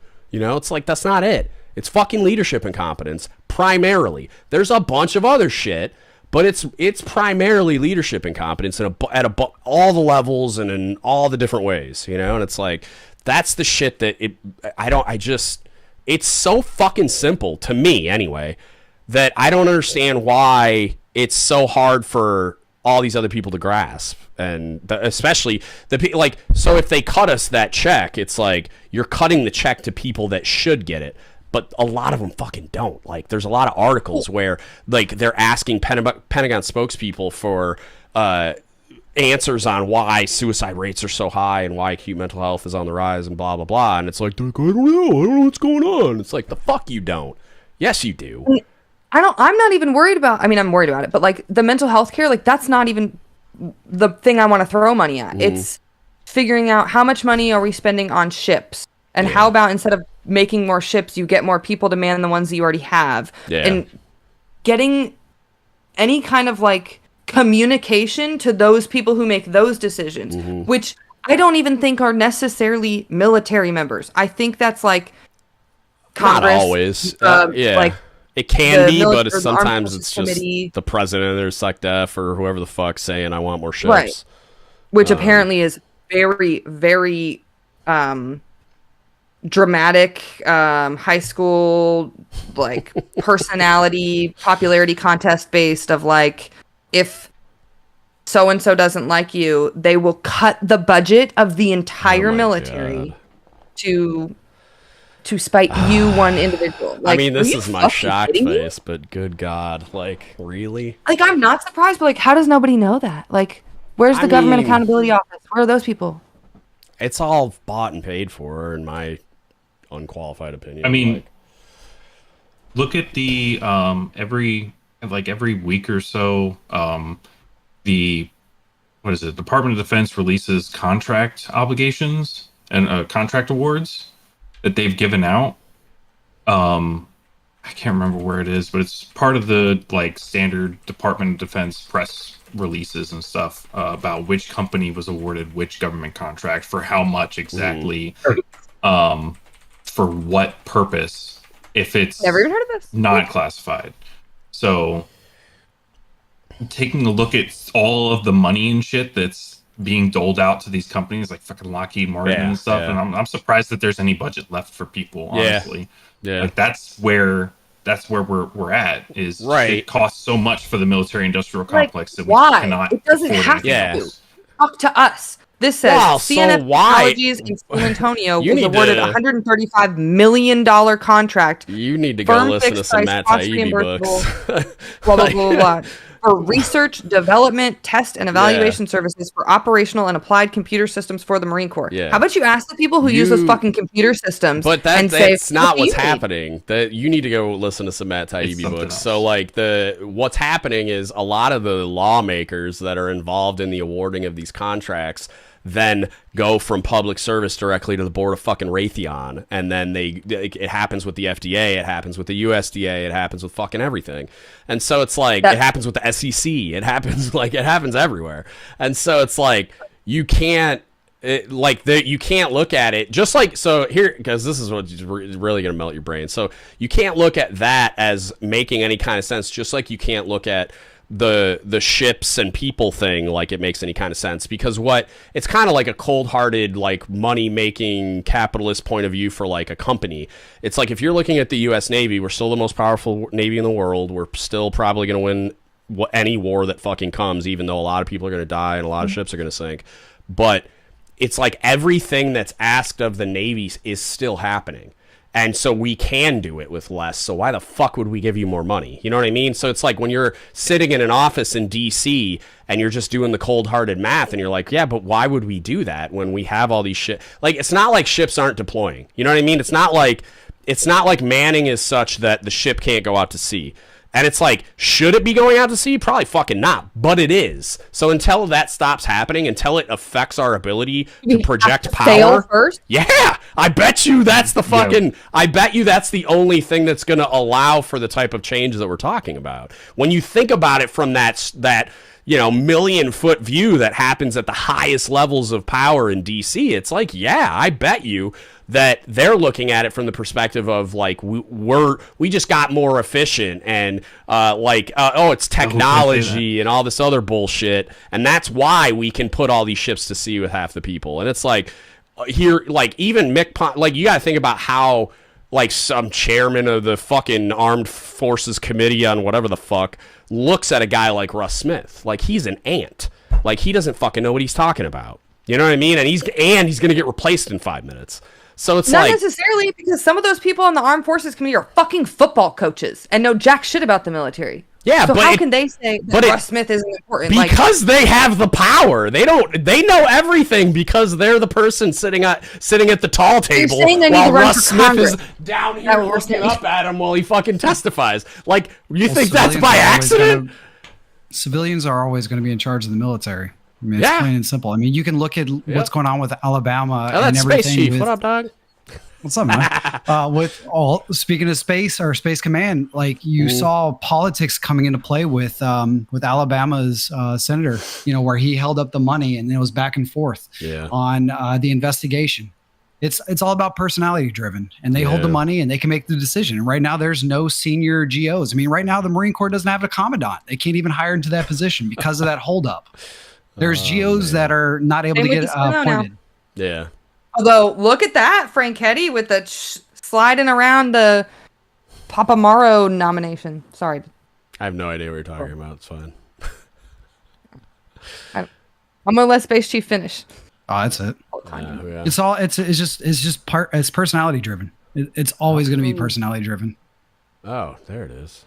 I keep seeing the chat alerts popping up for Discord. I'm like, how the hell do I get in? Like, I went to on my phone, I went to the general one and there was nothing there. I'm like, what are all these alerts? But it's a chat within the voice channel. I'm like, oh, learn something new every day. Sorry, go ahead. I'm a big idiot. They can't NJP us all. Yes, they can. Can't NJP me, but I was joking around this chief that he was a first class that worked for me at Group 9, and he got in the comments. I don't forget what we were talking about, but he said something like, he was talking shit, basically, and I was like, hey, you better be careful, bro. I can slap you in public now, and they can't send me the mast. I was like, you better calm down with all that bullshit. You're muted, Ariana. Are you talking? He's just I'm talking to TikTok. Oh, my bad. I thought you were trying to talk to us, and I'm like, No, I'm hey, telling computer the group, lady, your fucking microphone's muted. I have my iPad. I was with trying TikTok. to dunk on somebody about technology. It didn't work because I'm an idiot. That's gonna happen. I have more technology than I know what to do with. I don't. I mean, I my do, iPad, but my computer. My laptop is here for my Googling purposes. Yeah. And now I'm a drug dealer that has 2 phones because this yeah. one, C, is broken. So I got a okay. new one. I figured that was But- like your TikTok phone or something, so you don't have to. I think it's going to be because okay. the TikTok like notifications are blowing up my regular phone. So I'm just like, Yeah, I I'll was leave gonna this get. here. I don't know if it would matter, but like I was just gonna get like an independent device and like go somewhere and use it, and then put it in like a Faraday bag, and then come home. And TikTok hope from it doesn't Starbucks. infect all my other devices and fucking. It probably would. ISIS has all my information anyway. It's fine, or whoever the bad guy Right. is now. It's whatever. We don't even have like our phones at work, and I'll talk. Your phone's listening. Yeah, or whatever. yeah, I'll go yeah. talk about something at the smoke pit. Not a single technological piece of equipment around. Yeah. And then 8 hours later, Yeah. I get an ad on Facebook for like Yeah. goalie gloves, and I'm like, the fuck? How? Like, you're locked in my car, half a mile away. Yeah. What the hell? Yeah, I don't know, man. I like it freaks me and my wife out all the time too. Yeah. Plus, if your wife's on TikTok, your phone's already fucked. You guys are on the same Wi-Fi. Well, yeah, no, I know, and that's. Bye, Tori. Tori's leaving. Yeah. Thanks for kicking it, homie. Yeah, I got like 45 minutes left in me. So I'm taking this class starting tomorrow, all next week. Thank God I have a podcast done already. Because it's finals week too. God help me, but I'm gonna get certified as a peer support specialist, and it's like this thing you can go to the VA, or I mean, there's a bunch of places you can do it, but the VA is where I want to work. And it's like you basically like help shepherd veterans through the therapy process. Because a lot of the providers at the VA aren't veterans, so the veterans that go there have like a hard time relating, and so they hire dudes like me. And so I got to take this class to get certified with the state, and it's like Monday through Friday next week. Monday through Thursday I'll be there like 8 to 5. God, it's gonna fucking suck because I'm so not used to that schedule. And then I got 40-hour work week. fucking disrespectful hour. And then, so I got up this morning at like 9, and so I can hopefully go to bed at a decent time and wake up at like 6 tomorrow. But You still want to talk on Wednesday? Yeah, no, we can, as long as it'll be after my class. So like if it's done at 5, if it actually is done at 5, that's when it's scheduled till. If it's actually done at 5, then I mean I'll be home by like 6:30 my time. So like yeah, we can jump on it. Cool. And like my wife's traveling, so like I won't even have to like, you know what I mean? It won't be like I get home and go right in here to do a podcast, and she's ready to fucking shank me. It's like she's gonna be gone anyway. So, cool. But yeah, we can do that. And yeah, all I'm gonna be doing all week is that class and studying for finals and doing homework for college and shit. So it's like it's gonna be an interesting week. But yeah, I'm excited. My next semester, October 4th. Yeah, so I did summer because I hate myself, but I didn't realize it was going to be what it is. Like I only took 2 classes, but they split it up over 2 like a A and B term over the summer. And so that like Maymester shit is terrible. Fuck, yeah, I like was not ready for the pace of, I'm in 1 class at a time, but it's like drinking out of a fire hose because the shit happens so fast. So whatever. I mean, I did okay. Like my first class was like me getting back into it, and I think there was like an adjustment period of me getting back into like undergraduate studies because I was like not doing as well on certain things because I wasn't like, I don't know, like I wasn't answering questions the way that they wanted. I was answering questions the way I thought they should be answered, and so I was just getting fucked up on my assignments. But then I kind of, over the first half of the term, I'm like, okay, I get it now. Like I know what you're looking for. And so the last exam for my first class, I crushed. And then this class I'm in now, I've got a perfect fucking 100%, but it's not, everything's not graded yet though. So, and I still have to take the final, which is a good chunk of the grade. But and then I have a full course load for the fall, but like I might go down to 2 classes just because I'm like, I don't know if I'm fucking, I don't know if I'm ready for 3 and the other shit I want to do with my time. Yeah. I took this semester off because results, really. Right, which was smart because if you have a great chance, I think. Wait a second, how many are they making? 5. Oh, I just mean because she was 5 like for you? fucking sailor of the year for the whole Navy almost. So like, I mean, not even close. Yeah, if she doesn't get it, then what do they want? Honestly, right? If I don't get it this year, if she doesn't get it this year, it's because of TikTok. Right, there was another one in my same eligible group of the 22 really? eligible. Well, but if there's 5 and there was 2 of you that were Sailor of the Millennium, I feel like you 2 should be 2 of the 5. That's all I'm saying. It's fucking ridiculous if it's not. So yeah. I don't know. I'm not like banking on it or anything. I'm just waiting, really. Oh, you know what? So I listen to most of your podcasts on like Apple Podcasts, and I feel like you talked about it. I don't know if I've seen it. What does your charge book look like on the outside? Oh, I'll show it to you now. It's like an old wash khaki shirt, and it's got a bunch of shit on it. I'll show it to you. Everyone's got the khaki shirt. No, I don't have a khaki shirt. What's yours? Coveralls. Oh, okay. Fair. Does it have to be a uniform thing? I know it's supposed to be cloth, but does it have to be uniform? Or it has to be fabric? I don't know if it has to be uniform. That's your answer. I have my old flight attendant dress that's blue. That's kind of the thing. That's your answer, Ariana. Yeah, don't get caught up in the fucking rules, all right? Don't get caught up in all this. Do I ever? Well, I'm just saying, like, the stupid shit that's going to be written in your instructions. Don't get caught up in that. You can. I have a hoodie so just like shit. Dakota's. I'm going to use that. That's my favorite. I've seen people that have made charge book covers out of like fucking circuit panels and shit that were like ITs and. That's fucking awesome. Yeah, it was amazing, but it's like, or like deck plate, like actual deck plate, like Nomex deck plating. Yeah, like the diamond deck type. Oh shit. shit! The I saw steel one. shit. So this is, I saw one. Ariana, look at your fucking aluminum screen, genius. It's wash khaki. So back when we had utilities, wash khaki was the Chiefs version of utilities.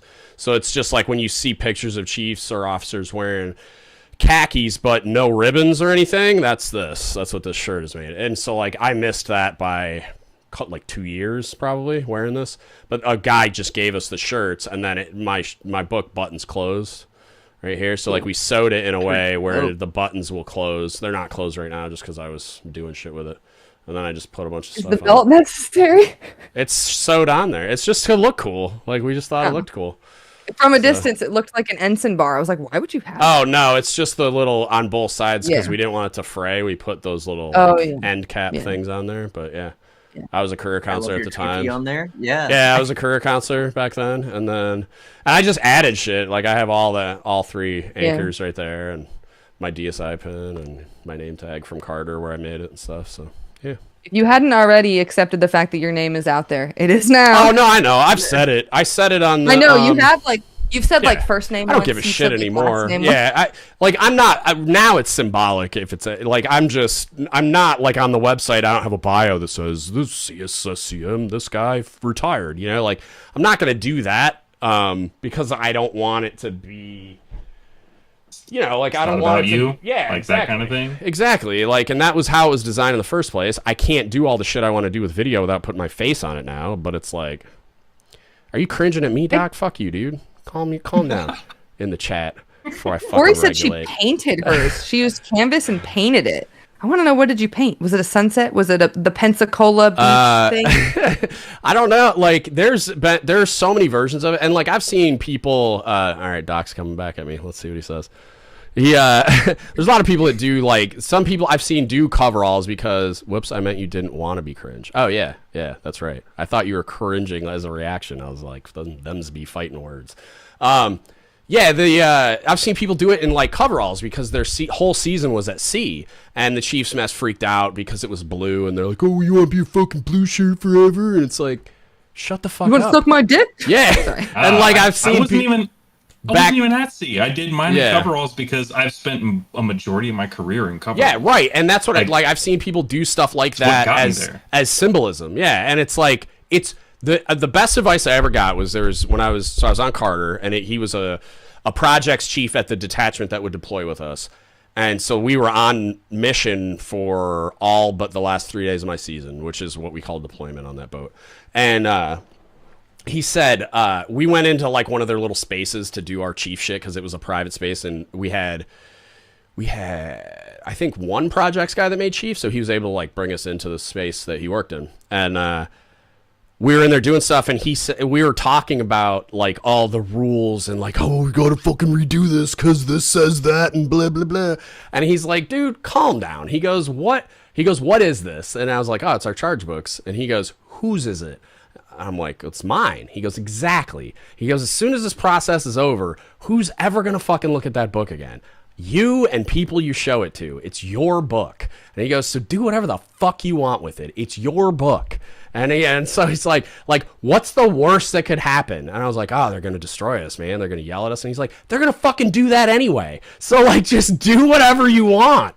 And it's like, and then it just is what it is. And I was just like, oh, all right. And so we did, and like, so we just started doing stuff like, there was instructions that said you have to like write something by hand, and we're like, yeah, we're not doing that. We just printed it out and used that. Way too fucking long. Right, we use that one-sided lamination paper to put it in there, and they flipped out. They're, what does the instructions say? We're like, yeah, but like we had better things to do with our time. They were just like fucking went to just destroying us. But it's like they would have done that anyway. You know what I mean? I'm trying to find. Yeah, so like why I want to be a chief was one of the things, and we just typed it up and then laminated it to the page. And it's like, fuck off. I'm not writing this shit by hand in fucking 7 different charge books. Like, I got better shit to do with my time.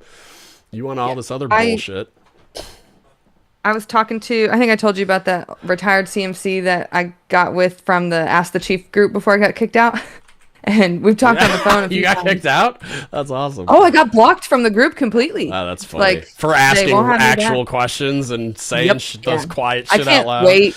I'm Fucking hoping cowards. that will be my first order of business after I get pinned, is to get back in that group and try and stop. I'll invite you back to the group every time they kick you out, but if you're blocked, like, you're probably fucked. I can't even search for it anymore. It's yeah, gone. so you can't. You'd have to create a new Facebook profile.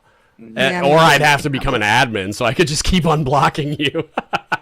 Maybe I should try the long game, like the long pond. Yeah. I should do some. No, I'm just gonna pick up. You can't keep a chief out of the Ask Sure the you Chief can. group. Sure you can. You think the community's not willing to ostracize you? Are you out of your fucking mind? You're gonna encounter a lot of that passive aggressive shit once you're in the mess, because there's this like, yeah. See, Joe's nodding his head.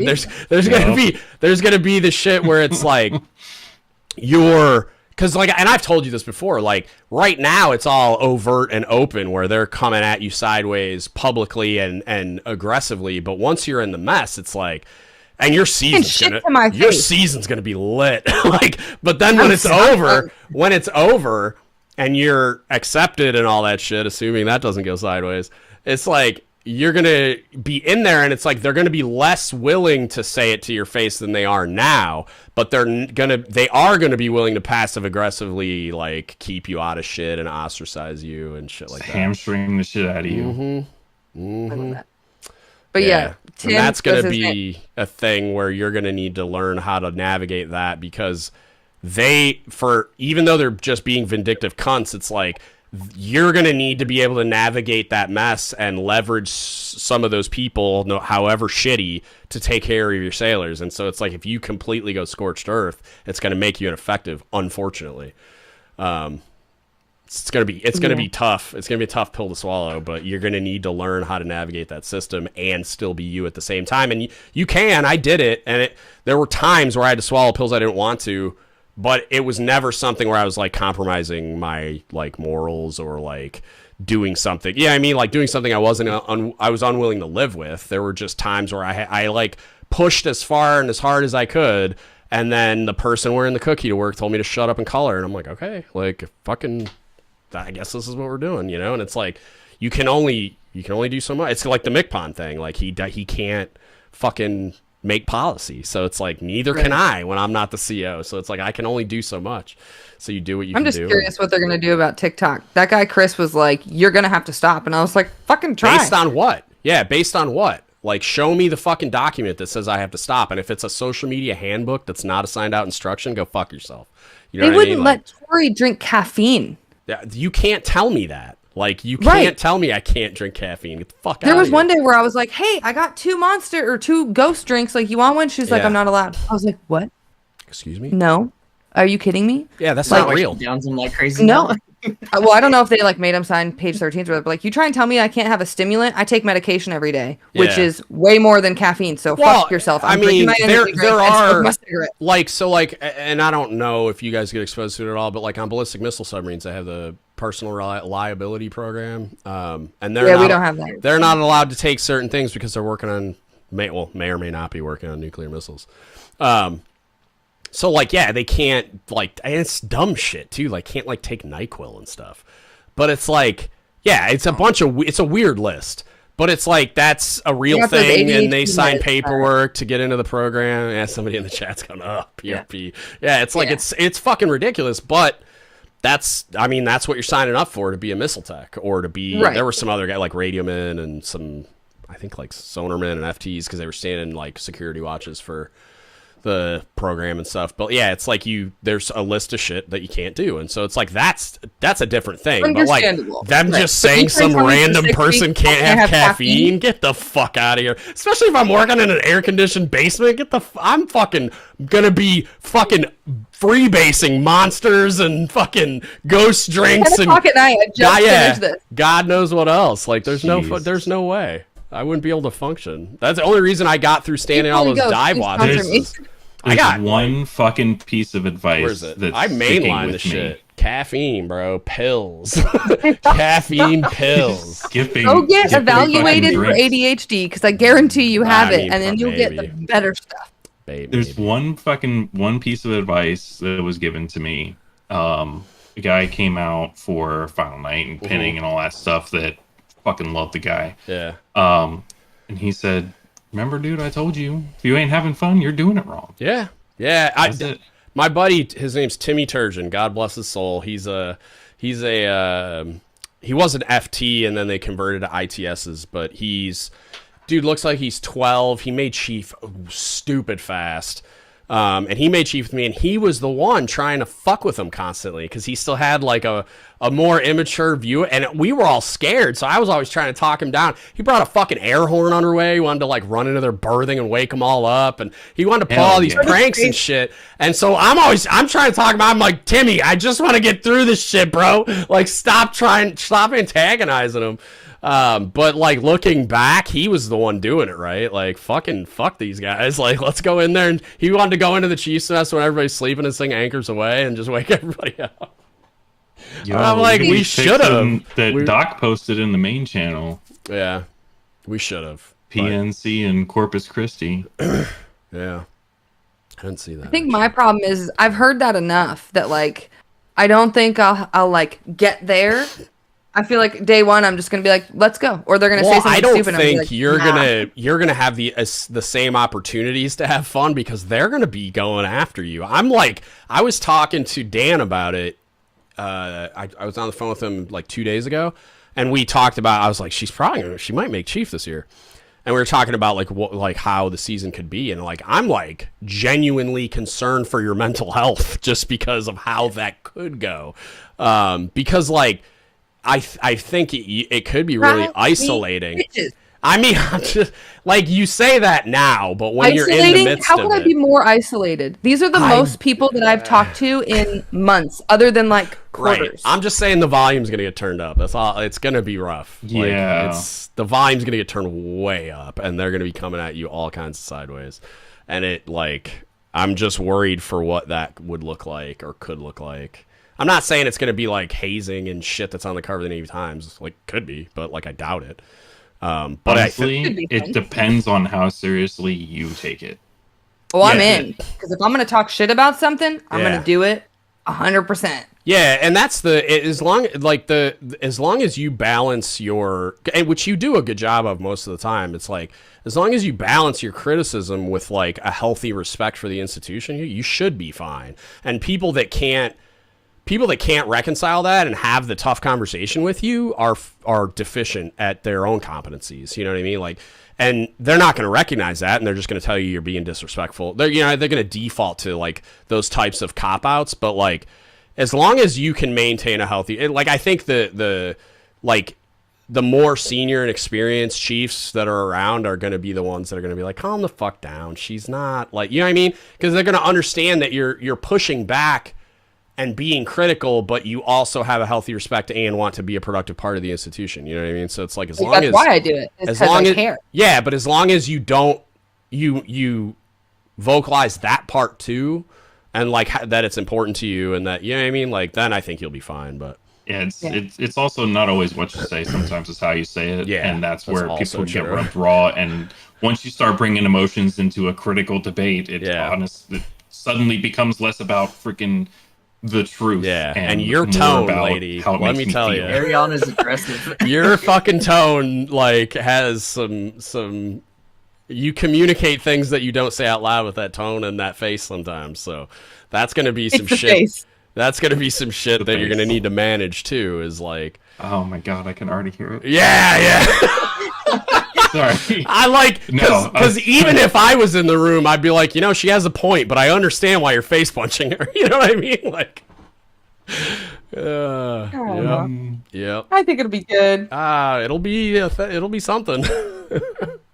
It's an It'll be a experience. learning opportunity. Anyway, enough about me. Sorry. There was something else I man. wanted to ask y'all about, and now I can't remember. We got about a half an hour ish. What Yeah. about Doc?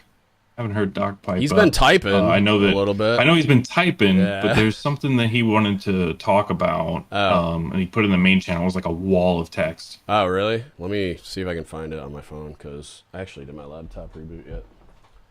Can jump in there. Let's see here. I don't want to fuck up the live stream by clicking off of anything. While you're looking that up, I was able to convince another Space Force mess sergeant to go through it this year. Hell so yeah. Sending another one. Nice. Hell yeah. Keep me posted, dude. I'm curious to, like, how it goes and what they think. Well, I had 3 on the hook. One of them's still a maybe. One of them's confirmed. He's already talked to the CMC, and then the other one is already like backed out completely. He just he had the interview with the senior chief, and he just said it wasn't for him. I don't think the interview went very well. Fine. Yeah, I like there are vast cultural differences between the Navy and the Air Force / Space Force. So it's like, I would say all others. Yeah, true, but I mean, we're pretty similar to the Coast Guard in a lot of ways, not every way, but like I mean, I could see why. Like, I worked really closely with a lot of Air Force NCOs when I was at Fort Lee, and I could totally see why they wouldn't want any part of it. There was a bunch that thought what we did was really cool, but I could totally. There were some others that I wouldn't be shocked at all if they were like, I don't want to fucking do that. Like, we have three Air Force Master Sergeants as well, so it'll be 3 Air Force Master Sergeants and the Space Force one. I had a Master Sergeant that went through. He actually worked in my office. I think he's a part of the Annapolis mess. Oh, nice. Yeah, he's constantly in season, constantly doing a lot of stuff. He's about to retire too, but he went through in like Georgia or something. That's so dope. He, as soon as I got selected, man, he walked up and we just had this ridiculous conversation where I didn't know he was, I didn't know he was accepted. So it was like, it was really freaking cool to actually have someone there who wasn't like a part of my mess and who I could just go talk to and kind of, blow some steam off. Okay, I really think cool. I found Doc's thing. God damn, this is long as shit. All right, so President of Medicine Tech, HM2, been in for almost 10 years. Listen to Doc's point of view. I hope this open forum from online. Okay. Said TLDR down there. If oh, is that where? What? Huh? Is that Doc talking? TLDR. Oh, MTS are toxic places. Very few careers survive them. Operational is where most corpsmen should go. Engage with other races, learn their job, and not be a quad zip for their entire career. Become more knowledgeable. Go to sea schools. Pass on valuable knowledge to others. Yeah. Is this a critique of some? Because like, I'm not gonna lie to you. I don't listen to every Doc's point of view and every Trash Panda and everything. So like, is it a critique of something Doc said? Is that where? It was more of like me just listening to. So when I was listening to that podcast, coming from a MTF prior my last command, it was very and what he was talking about was real. Like it was, that you gotta sell the cookies, you gotta go do this, you gotta do that, and then, but like the MTFs are getting worse because of especially the DHA takeover, and being down here in San Diego, and me talking to my IDC, who it sounds like from Doc's point of view, he's been in the same amount of time that I've been in it, roughly. Sounds about right. Because he's only been to three. He's only been into like 3 different duty stations. But him and my IDC essentially had like the same career where they got lucky.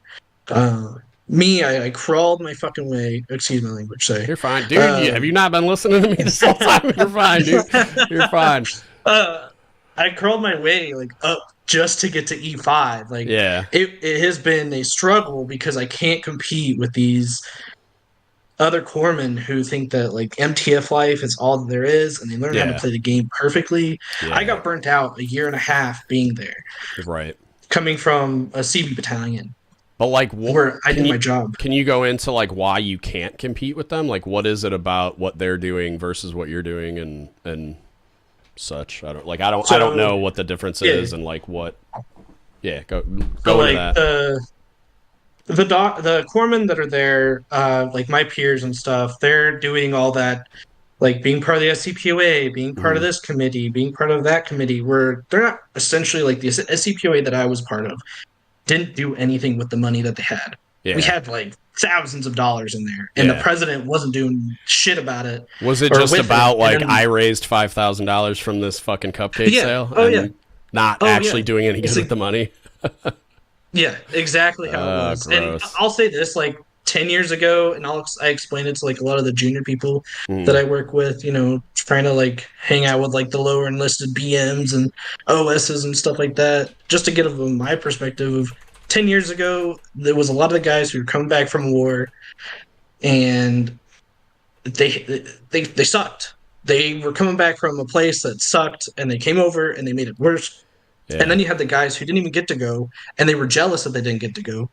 So they're also like embracing or like being shitty, So when I joined, there was a lot of people, and I will say that like my boot camp class was probably the last of the Mohicans as far as patriotism. Yeah.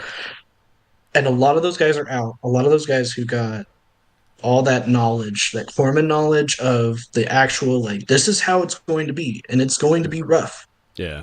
Are all out now. And it just well, so what are the nuts and bolts of like why you think you can't compete? Like, what's stopping you from competing with those guys? Is it just evals because you're not like playing the game, like so you're not able to like rank as high and whatever, or because you're at a CB command, it's just different, or like, well, how's that? Well, so I that was my MTF. The MTF I was at was my last command. Before that was the CB battalion. Okay. Now I'm at a ship. I'm at an ESB, so I'm like a 101 with my IDC, so there's 2 of us. I gotcha. But operational is where we thrive, and where we can essentially, like, we work circles around all these dudes. Right. All these dudes, use it, girls and guys, whatever. But, it's... Well, I would think because you're operational and you're doing the damn thing, you would promote over them. Is that not real? Yeah. No, that is real. Yeah. At an MTF, it's so much harder because when you're not doing your job, like a lot of these corpsmen are not doing what they're supposed to be doing. Yeah. A lot of them get put into admin spots where they have high visibility. Yeah. My last command had the SAR corpsmen, and they kept getting these high EP spots just for doing their job. But then when it came down to a dental tech, or even me as a prevmed tech, if we just did our job and not did the other collaterals, we look like pieces of shit. Yeah. Like straight out the gate.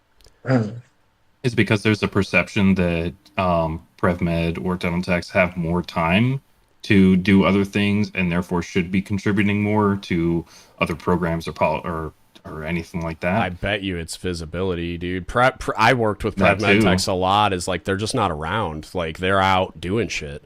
They're out working with environmental health and cooks and fucking all doing a fucking readiness rodeo, expecting galleys and they're not in the clinic. They're out actually doing things for the rest of the base and fleet and stuff. Is that accurate? Yeah, it's probably, I would guess it's just out of sight, out of mind. So they're just like, oh, they're not doing anything. And it's like, no, actually, we're probably doing more than all these other people. But, yeah. That sucks, man. I know one of the things that the Intel community does, since we're like spread out most of the time on shore duties in between, 15 different buildings per command, and there's like 5 different commands there. We do like more of a, I don't know, like we do like this weekly stand up in front of the CO where he doesn't necessarily have any operational impact on what we do because he's not in charge of every single person that way. But he's seeing all of the things that we're doing because we're briefing them. We're saying, hey, we're giving people the opportunity to have that visibility. If there was a way to implement that at an MTF that would be more conducive to having like equal representation, not necessarily equal visibility, then I think that's something that should be explored and maybe suggested in like a CO suggestion box type deal. But a lot of people are going to scoff and just be like, oh, it's just another fucking thing we have to do. You know what I mean? Yeah. And even then, going towards like an MTF too is you have to deal with contractors and not as much GS employees. GS employees just kind of mind their own business and whatever. But contractors are the ones that like really mess it up for active duty because the CO has to wear the dual hat. They have to wear the director hat and the commanding officer hat. And then they have to, so the last CO that I had, we would try to do things as active duty, right? Like, I don't know, get out like an hour early on a fucking Friday just to go hang out with each other and fucking have a barbecue or something, do something morale, worthy. And he would shut it down because he's like, well, contractors can't go. It's like, who gives a damn about the fucking contractors? Yeah. They don't even do their job half the time. Aren't the COs at MTFs like doctors? Like they're like medical officers? They're not. Yeah. And that's the thing that my wife and I talk about all the time where it's like doctors are terrible leaders. They're great doctors. Yeah. Right? They pass the school, whatever. But when it comes to leadership stuff, they don't want to be leaders. Well, and I feel like it's when you have like when you're not a line officer, because I had the same experience, and like my CO wasn't bad, but like he wasn't like he was a supply officer for the whole learning center that governed all the supply schools, right? And he was a good dude, but he wasn't the best CO because that's not what they do throughout their whole career. They're doing supply officer things. And then when they get promoted enough, they're like, oh, I guess we'll make you a CO of all this stuff now. And so it's a similar culture with it where it's like the command side of it is kind of dysfunctional.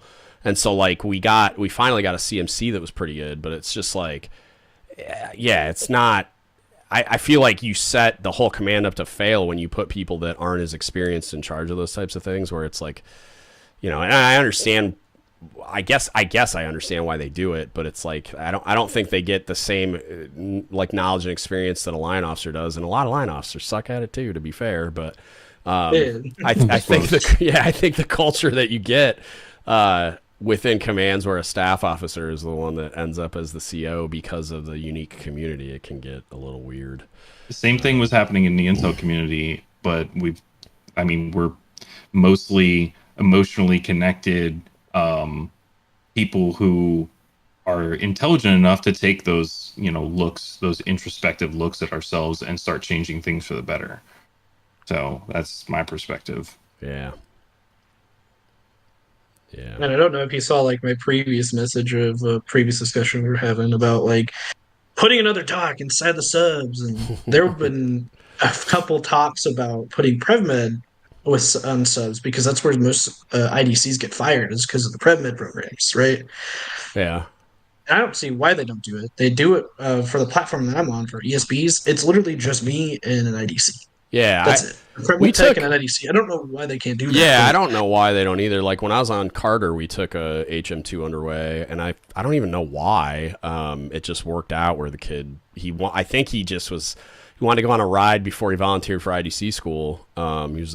He's a great kid. He got his fish while he was with us. He was awesome.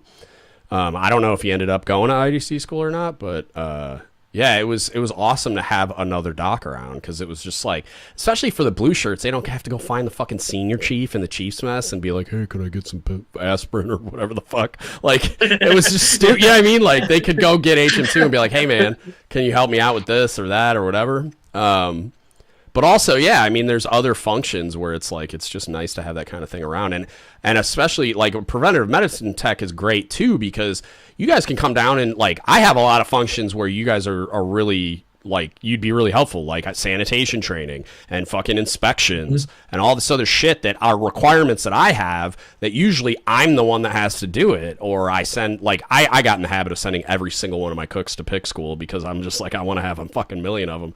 But, like, yeah, there's a ton of stuff that would be super useful. You could do inspections on food. You could certify it unfit for human consumption. I could do a survey. Like, I'd be fucking using the shit out of a preventative medicine tech underway. And I can only imagine, like everybody else would, like, I'm sure there's a lot of, you could be doing the water and ice samples. You could be doing all this other shit, man. It'd be great. But yeah, it's fucking, it's just like the same reason I won't get a NC2 to do career counselor shit. Full complement manning is what I could advocate for, that could help solve a lot of issues to where we could get to the real fucking problems. Right. It'd be the same thing, like, to do the type of leadership development and education that I think would solve that problem that I'm so vocal about. I just need more fucking people so that you have the availability and, like, availability to, like, flexibility for your people to go to the whatever resource is provided, but also to stand up that resource. Like, I would argue you could do with contractors and, like, hire a bunch of dudes like me. Fucking much less so on a ship, at least. For sure, yeah. Speaking of manning and complements and recruiting specifically, I think I'm quoting a figure that my ECM gave out. The Navy is projected to miss by 32% this year. Like the recruiting goal? Yes. Projected.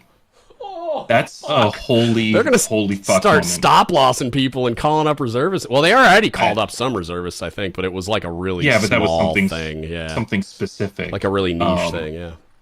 Yeah. This is gonna get ugly real fucking quick. Oh, hopefully nobody starts shooting at us, because then they'll fucking call people like me, and I'll be like, nah. I'll start smoking all the weed. I'm like, nah. Like, it's okay, man. Just come back next month. It'll be like on my first boat. They come calling because somebody didn't show up for duty. You're like, sorry, I'm drunk on North Shore. I can't help you. Like, I can't drive back to the boat. My bad. Sorry. Sorry, we'll pick you up. I've been gone for fucking 90 seconds and I'm already drunk on North Shore.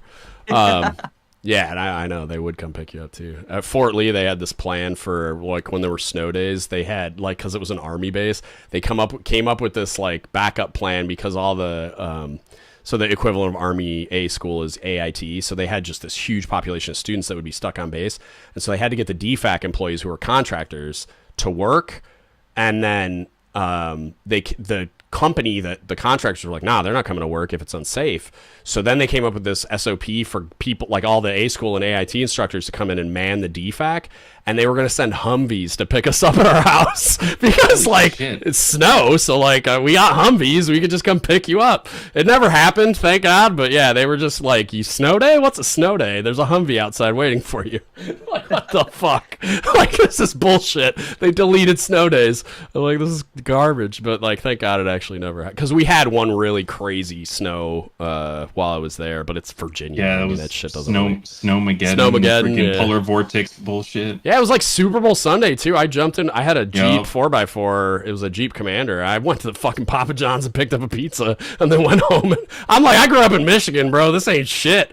We measure snow in feet there. So, like, I ordered a pizza. Thank God they were actually there, and I went and picked it up and went home and finished watching the Super Bowl. I have this habit of transferring from places right before they have a major snow event. Nice. So, like, I transferred from Virginia. I was in Texas, and they had Snowmageddon. Yeah. I transferred from Texas. I'm in Maryland, and I have a. So it was while you were there. It happened.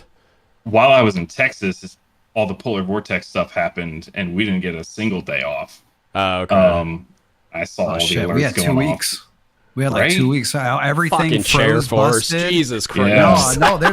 We couldn't have like. So that's when I was still an instructor, and like Yeah. every pipe because the Oh, pipes yeah, aren't, yeah. you know, dug very like everything broke. blew Like up. the entire the entire infrastructure went down. They were able to Yeah. keep like the lights on at the hospitals, but outside of that, like the Yeah. entire city shut down. Oh, yeah. Like, That 2 was weeks. when I was a kid. My dad worked for the public school system in the city we were born in Michigan. And yeah, every winter, man, they were calling him because fucking he had a pager, and they would just like he'd get called in the middle of the night because pipes were bursting and fucking the heat wasn't working at the school and all this shit. So like, yeah. Well, that was the problem. Everyone turned Wild, on their man. heaters and it overloaded Yeah. the grid. So the grid went down, and we were supposed to have like rolling blackouts, but rolling became like a permanent Just week. blackouts. So, oh yeah. So like day 3, we were just finding anything we could burn in our in our stove just to keep the kids warm. Oh, Like that I sucks, think it was man. like Jesus. 45 degrees in the living room was as Yeah. hot as we could get it. I'm glad. So like when we moved into this house, it was an estate sale, and the guy that was here, he had like medical equipment that had to be running all the time. So they have this big ass natural gas generator out back that like automatically kicks on when the power goes out. So like we had a snow day a couple of times, and we'd be fucking sitting on the couch watching Netflix, heat's on, fucking fridge is running, doing laundry and shit, and we'd be posting pictures on social media like, this fucking snow day is dope, and everybody else like, you know, doesn't have power and shit. So like that was like a big selling point for me on this house was the fact that I had this like just the I mean, it's like you just act like you have power on, like you don't have to. I mean, you can't like turn fucking everything on at the same time, but you can basically live normally with that borderline generator. turnkey. Yeah, turnkey, it's a prepper beast, type and it'll bullshit. run forever as long as there's natural gas in the line. That thing will just go, and so yeah, it's amazing. But I highly recommend it. Highly recommend it. All right, y'all. I'm gonna start kicking rocks here. I gotta shut off the live stream. Feel free to hang out and talk amongst I yourselves. got distracted by TikTok. Sorry. That's all good. I just got to get going because I got to actually go to bed at a decent hour tonight so that I'm not dying in this class tomorrow, which will probably happen anyway. But at least I have to go tried, back right? to work tomorrow after being on leave for 2 weeks. And like normally Ew. when I'm on leave, I still like watch the group chat and Yeah. like answer emails. And I did jack shit and like Good. really reset, which was awesome. That's how you're supposed to do leave. Fucking do Is work that really while how you're on you're leave. supposed to? Hell yeah. Fuck We that. I should don't figure answer that a long shit when time I'm on ago. leave, dude. Mm-mm. Not me. Yeah. I turn that shit off. I'm like, nope. Don't call me about shit. Figure it out, nerds.